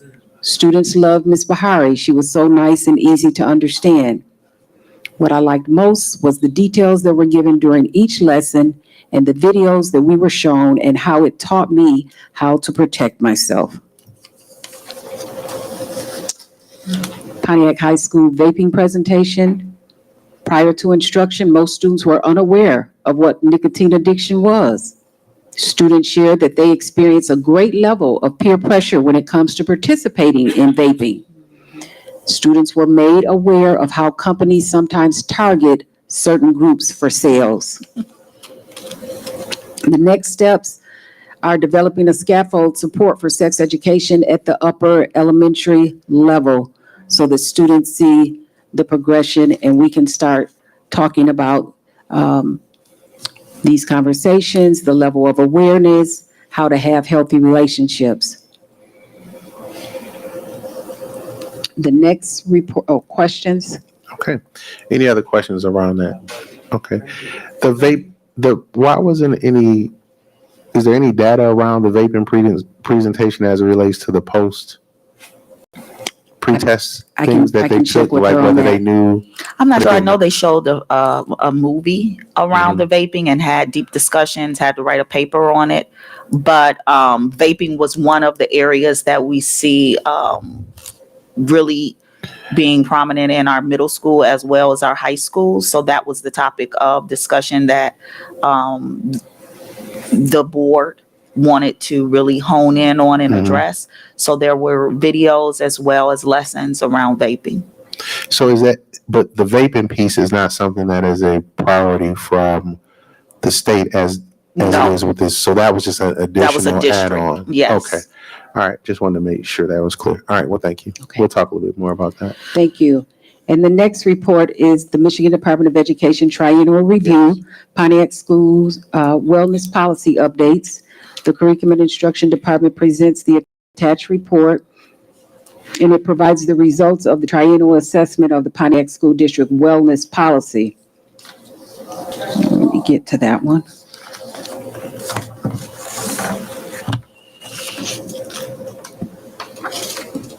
And these are just the Wellness Committee members that were enlisted when we first, that was 3 years ago. And then because we're in the pandemic, the state gave us a waiver. So now we're coming out of that and really being intentional about our work around the wellness and what the committee's responsibilities are. Next slide.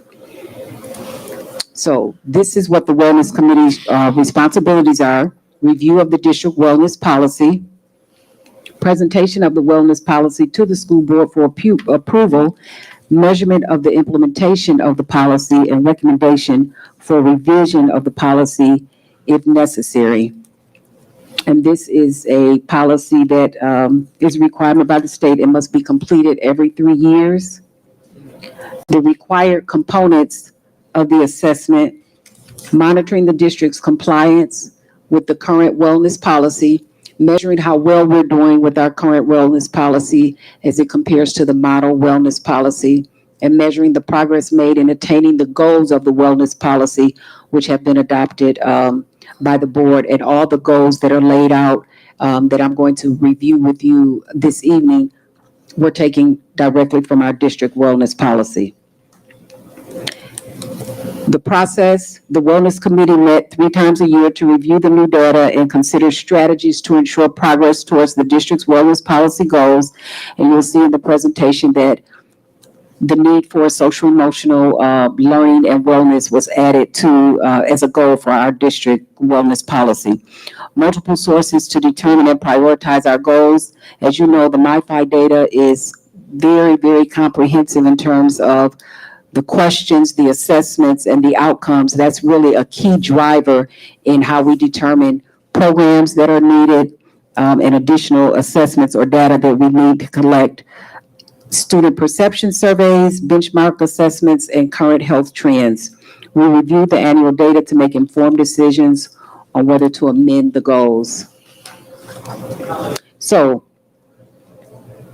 the PSD wellness policy goals, the first one, of course, is physical activity to increase cardiovascular activity and endurance. That happens through our physical education. Nutrition education, increase awareness of sugar consumption, reading nutritional labels, making healthy food choices, monitoring water intake, and limited snacking. That happens through, again, our physical education teachers who are responsible for our Michigan Health Model, as well as our food service played an integral role in that. And food service helped in providing students with take-home nutrition education, utilizing promotions and special events such as taste testings that highlight local and regional products.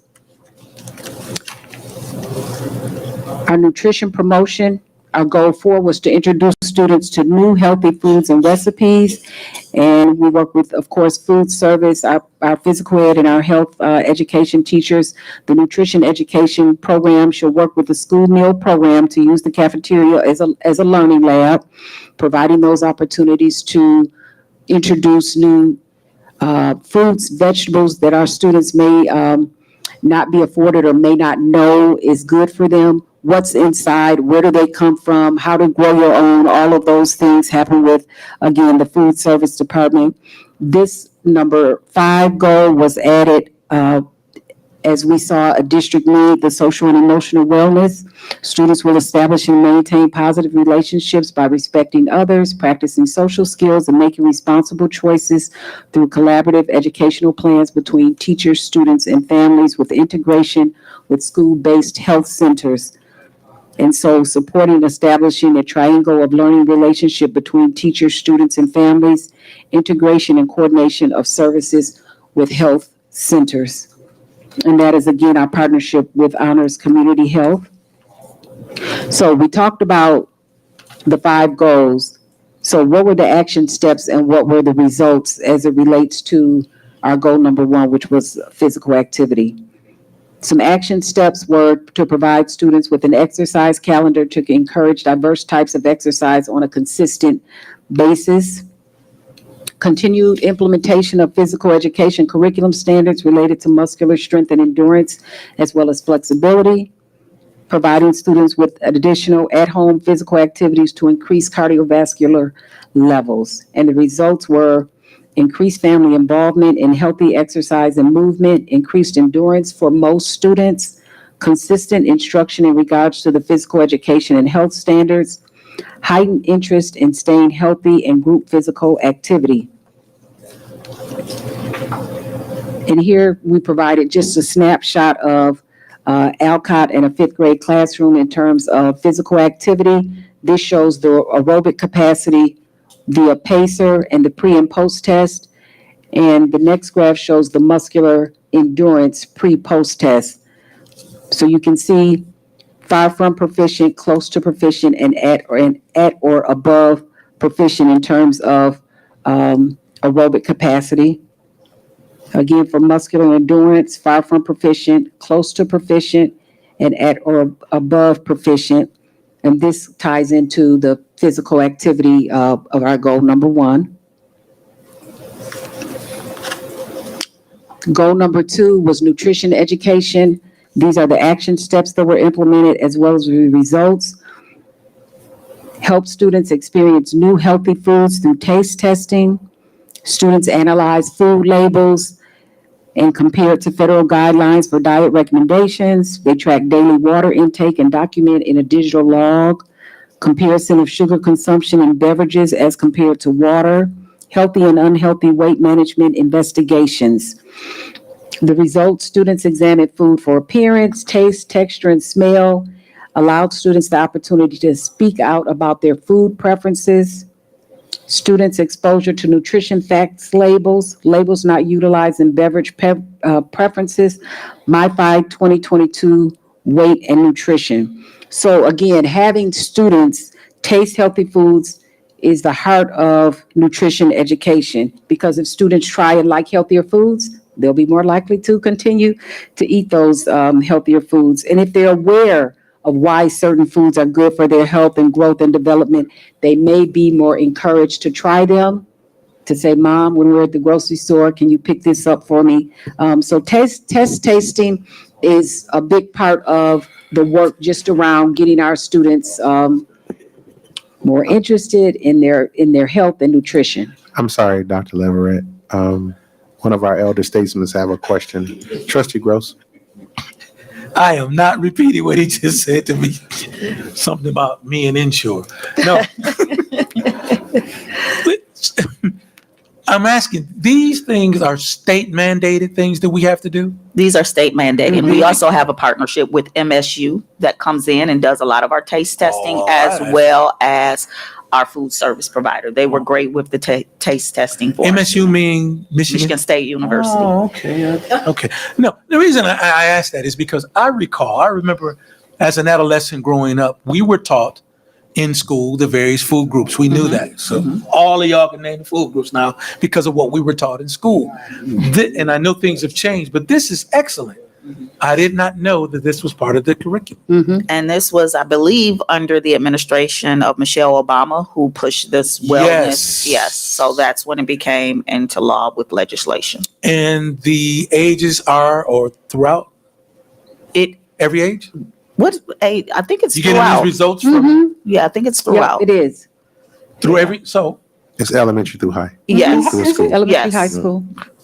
wow. See, I didn't know. Gotta ask you, don't know. Thank you, Sue. Excellent program. It's your policy. Yep. I love this. I'm sorry. Okay, I just need to know this. I think we're good. Okay. So this is the daily water intake. How many ounces a day? Students were required information daily prior, during, and after instruction, really trying to increase water consumption, healthy water consumption from our students. So many of our students now, that, some staff let them have the water bottles in the classroom because you have the markers where you can say, okay, I have my 4 ounces, I have my 8 ounces, and trying to get the soda pop out and get the water in is really, really important. Next slide.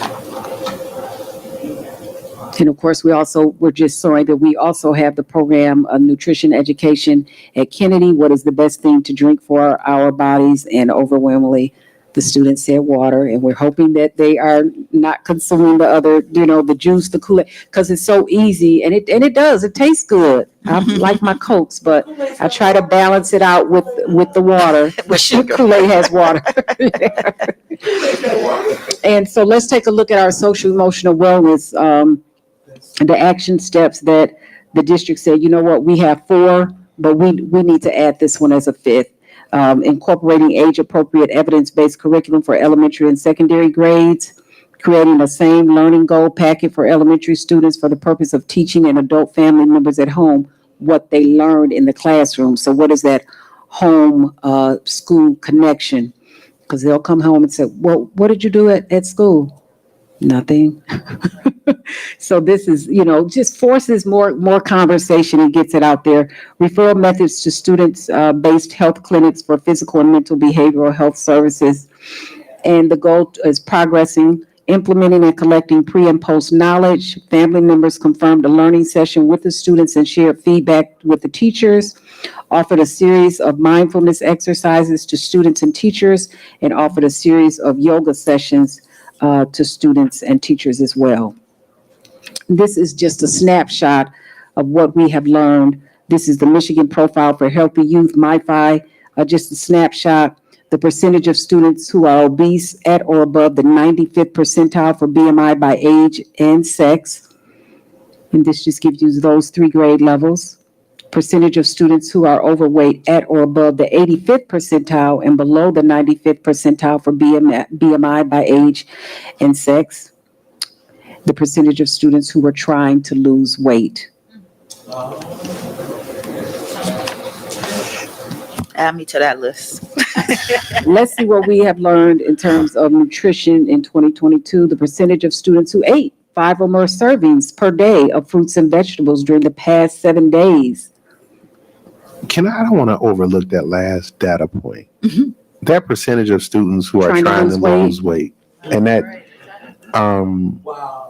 if you look at the numbers before and how low that they are, it's a direct reflect. When I look at numbers like that and I see an increase like that, of how our students see themselves. And so that's another reason why I think the partnership that we just approved earlier helps, because when you do talk about mental health and emotional health, I did not understand the pressure. I'm a boy, I'm a male. I didn't understand how much women, girls go through in high school before they even open up the book for education, before they even get to the classroom, how they see themselves in the morning, what they're eating, how they're eating, the thought process. And so that got me to thinking about our girls here in our own town, in our own district. So I just didn't want to overlook that number, like it exists here. And I'm just grateful to hear that we're doing some things about it, but I consciously want to make the board aware that it's just staggering to see hear some of the things that's around a kid that has to go to school now versus when I went to school and when Trustee Gross went to school. So, Thank you for lifting that too, President Gear, because even as early as elementary school, which is why, the Girls on the Run, any physical activity that we can involve our students in, because that perception starts even earlier than high school. It's at the elementary level and it just continues throughout. Yeah. Absolutely. Okay. Thank you, ma'am. Thank you for allowing me to interject. Okay, the nutrition, what we have learned in 2022, the percentage of students who ate 5 or more servings per day of fruits and vegetables during the past 7 days. Wow. The percentage of students who drank 3 or more glasses per day of milk during the past 7 days. The percentage of students who did not eat breakfast in the past 7 days. I don't want to overlook that. Like, they say we live in a food desert in Pontiac, right? Because of no grocery stores, things of that nature.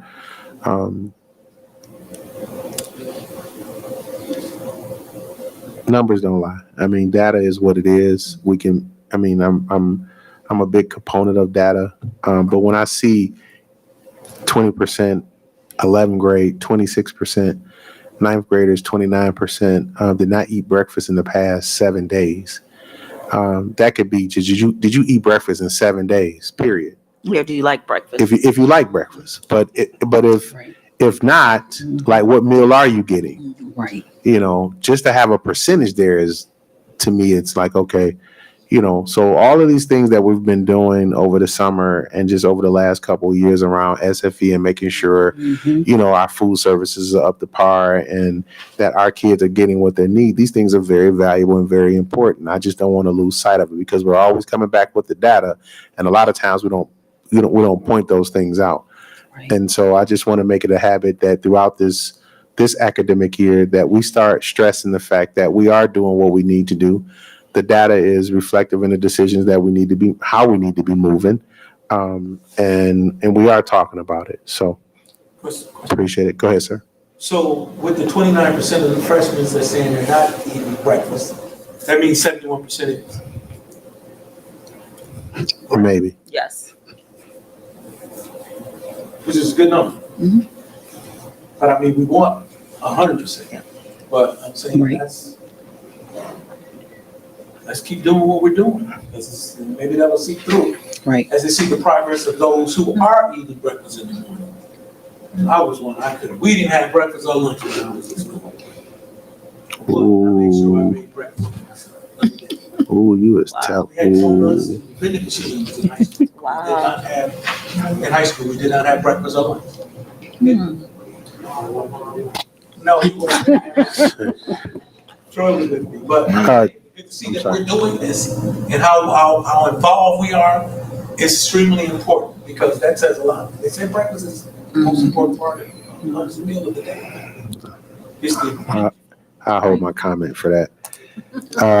Let's take a look at, Trustee I'm Bowman, sorry, then Trustee Kraft. Are we still providing breakfast in the morning for our students? Yes. And is it from K to 12? K through, pre-K through 12. Yes. Wonderful. yes. Okay, thank you. Okay. All right. Thank you. Thank you, Dr. Leverett. Let's take a look at physical activity, what we have learned. Percentage of students who were physically active for a total of at least 60 minutes per day on 5 or more of the past 7 days.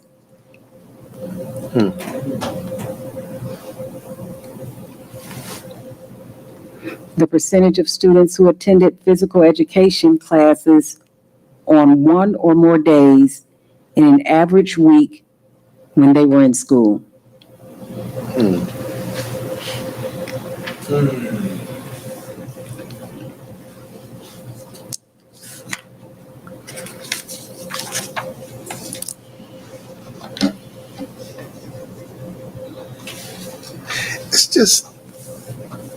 It's just interesting. Like ninth grader, 57%, right?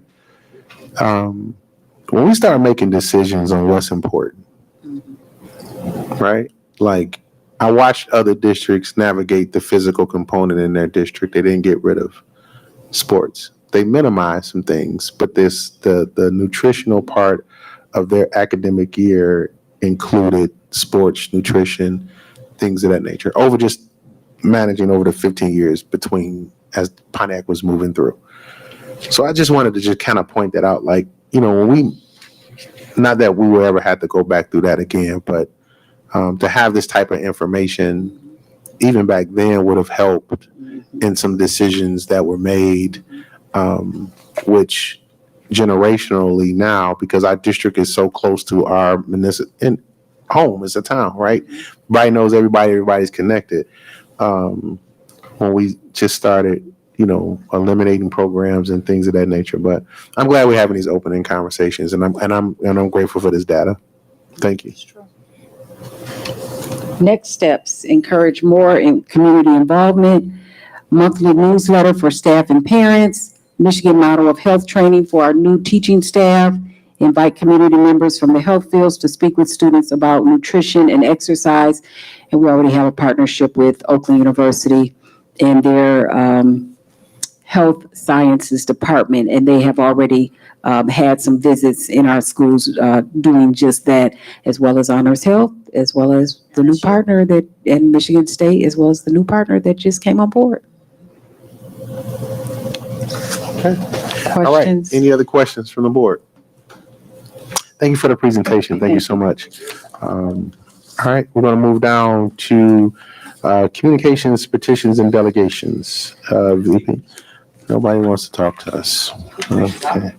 All right, we're going to move down to board comments and announcements. I'm going to start with Trustee Kraft. Good evening, sir. How you doing? I'm great. Good, good. Good evening, audience and my fellow board members. I think this is a wonderful meeting. First, I'd like to thank the community health piece, for the schools with Ms. Patterson coming in doing her presentation. I think that's a wonderful thing, and it's going to be a great addition to our school district. Also, along with, I'd like to congratulate Ms. Kellum over here for bringing in this sports training, because I think it's much needed. And it's, for real. And like I said, I'm a big advocate for, as being a referee, by being even, an even playing field. I figure our kids should have the same thing that other school districts should have. And I think this is one step, forward into completing that. But I like to thank everybody, and I'm glad to be back for this board. All right. Awesome. Trustee Bowman. This was a great meeting. Oh, I just turned it off. This was a great meeting. I hope that Pontiac continues to move forward in the endeavors that we're doing and making the strides that we're making within the community. And I'm looking forward to a great school year. Hope everyone has a good night. Great. All right. Trustee David Smith. Good evening, ma'am. Good evening. I just want to say, me working in the mental health field for 6 years, it was great to hear the presentation from Companion Plus Care.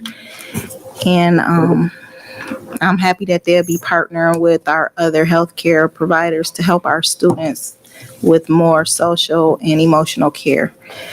Also, I want to give my condolences again to the Curry family, who I called Aunt May.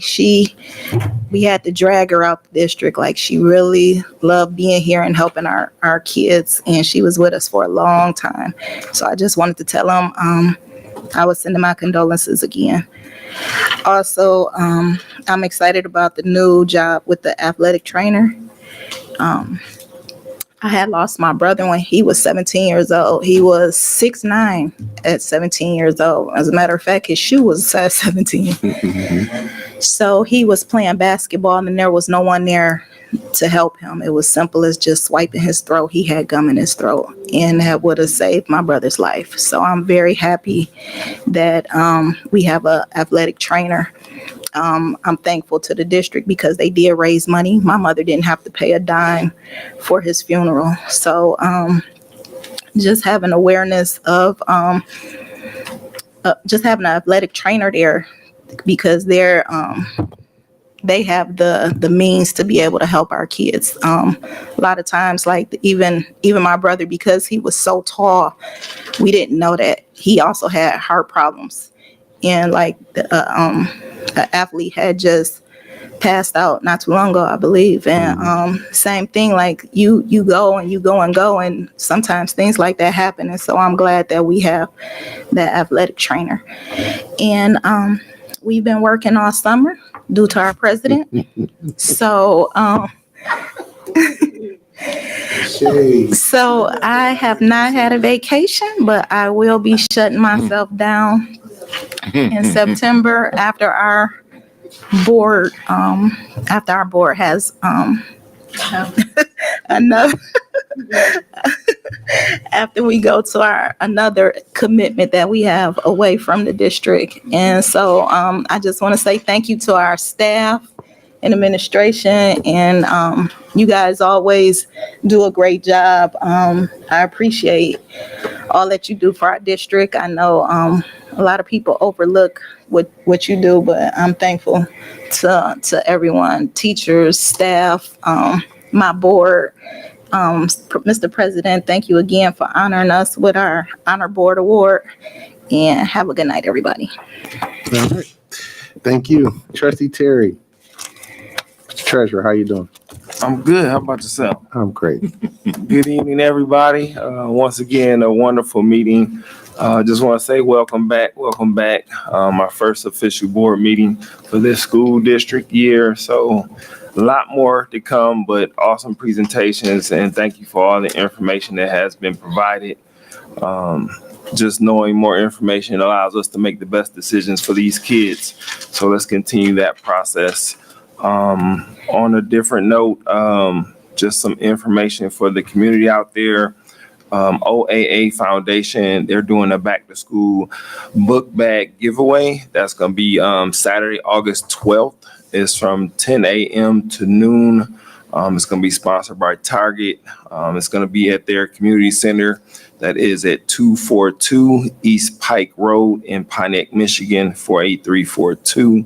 And then in addition to that, the annual back to school rally will be held on the 16th, so August 16th. So more information to come for that as well. So thank you. It's been a pleasure. Good to see everybody again, and let's continue to move forward. Thank you. Have a good evening. All right. Thank you. He forgot to add that OAA is the Omegas, my Omega Psi Phi Fraternity Incorporated, which is my chapter. He forgot to add that. Oh, thank you, sir. I'm sorry, Mr. President. He forgot to add that. Since he threw my. I figured him being a Kappa and all, he just wanted to Not interested. Madam Secretary, how you doing this evening? Good. How are you? I am great. Good. Great meeting today. Welcome back, everybody, since this is the first official meeting. Great presentations. I'm excited about the work that we have ahead of us for the district. We've heard some great information just previously from superintendent, so I'm looking forward to an exciting new year for the school district. That's all I got. Thank you. All right. Thank you, Mr. Vice President. Thank you, sir. Mr. OAA. Good evening, Mr. OAA. Thank you. What an excellent meeting tonight. Very informative and everything that we needed to hear. Just a couple of updates. Soup, good to see you back. You brought some of that sunshine with you. And we appreciate your presence here as well as your staff. Before I say anything else, I want to wish my sister a happy birthday. You can see you'll have her birthday coming here soon, and we partying on DJ Kraft will be DJing coming up here. But I'm not going to tell you her age because you never tell a lady's age, and she would hit me upside my head if I told her. But it's a great year, so we're gonna have a good time. Her first ever birthday party, so and we're gonna have a good time, and I appreciate that. And again, I thank this board. This is great to have the show. We can put this away, but it also shows the great work that we're doing together. Now we have our individual, awards that we get from these classes, but to get something as a whole says a lot about this board. And I promised my president, and I'm not going to keep saying back in the day how it was, but we didn't get this back in the day. But I'm happy to be here today. I'm surprised our secretary didn't bring this up. We had a very wonderful meeting with the homecoming committee. Things are moving forward. I got you. Thank you. You got it. Things are moving forward. We're going to start our initial placing of our bricks. The first is done, correct? Yes. And we'll be going to the next step. And I'm so happy that I was able to get involved with that and get my bricks in. And so we can't wait to see that. And homecoming, we'll have we'll be able to say something before the next meeting. I think we'll be able to talk about everything that we're doing.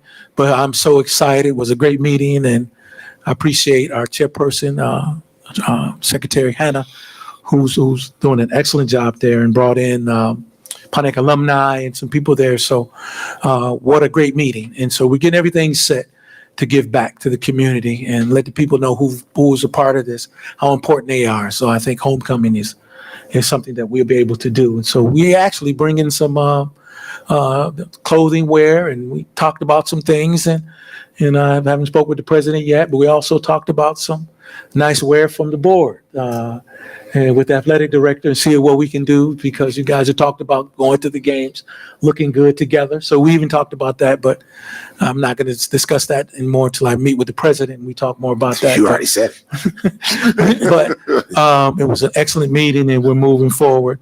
And I also want to thank another alumni who had an excellent camp, Mr. Drew Brown Jr., who was here Saturday, had the opportunity to go over there and see the wonderful time that he had with the children. We had a lot of children there this year, and he comes in every year and does a free skills camp in basketball. And this is a former college coach, athlete here, college player, and he decided to come back to his community and give back. And he's over at Owen Kennedy and did an excellent job and provided the kids with food. And to see so many kids out there, I was so elated and happy. And I told him that we need to continue to do this because it's growing and our kids need to see this. And this is corporate what we're doing here in Pontiac and what this board is about. We're not against everything or everybody, but we do things the right way as long as you're willing to work with us. And that's our goal here. And we're seeing that because people are talking about us and we're doing extremely well. And I love to see the reports that we're getting. Keep doing what we're doing. Right? Great works. Great works. Thank you. Continue to enjoy your summer. We'll see you again soon, but I'm having a good time. Thank you. Oh man, that's awesome. God, I love this guy. I do, I swear. August 14th is our board governance meeting. We will begin to keep pressing forward again this summer. I had an opportunity for the first time and probably in my 22nd year in the district to really take a look at the district as a whole from where it started to where it is. We have pivot, we have changed, we have documented, we have asked, we have crawled, we have begged, we have set a standard, we have set a mark, we have come to an understanding, we found resolution. We have come to some conclusions, and that is we are the best in the business in educating kids that come out of our community that we so love, and we make no mistakes about who we're educating and the challenges that they come from. And with that, that makes you a professional. That makes you a professional, and that makes you a professional and a standard that most people in this country would not even attempt to look at. We've been focused, we've been real, we've been transparent, we've opened up. I'm saying all these things now in the first meeting because you will never ever hear me beg for these words ever again. We have changed. We are no longer who you think that we are. We are no longer that same board or that same school district that your mom and dad went to. We are standing on the shoulders of individuals who have pushed and navigated us to places beyond some of our wildest imaginations. Just the contributions and achievements alone in the last 2 years, we have set a precedent across this country about what education looks like. We have pivoted. We have changed. We have renewed our energy and our strength. People ask me, how do I have the wherewithal to get up and keep doing this every single day? Is because when I look at those kids this summer, when I look at what happens with individuals who work in a district that's able to provide for their family, when I look at the people who are in the classrooms, I ask the opposite question of why not? And so there will be a consistent change. We are comfortable with being uncomfortable because that's what we've chosen to do as professionals. This is no longer personal. This is not something that we are choosing to just lay in front of anybody else. We are the solution. We are the answer. We have everything that we need to continue to move the district forward. Those who want to be here and continue to be here, you are more than welcome. Those who don't, we have a recommendation for the door for you. And so with that being said, we have pivoted, we have changed. We are no longer dealing with adult issues. This is all business, nothing personal.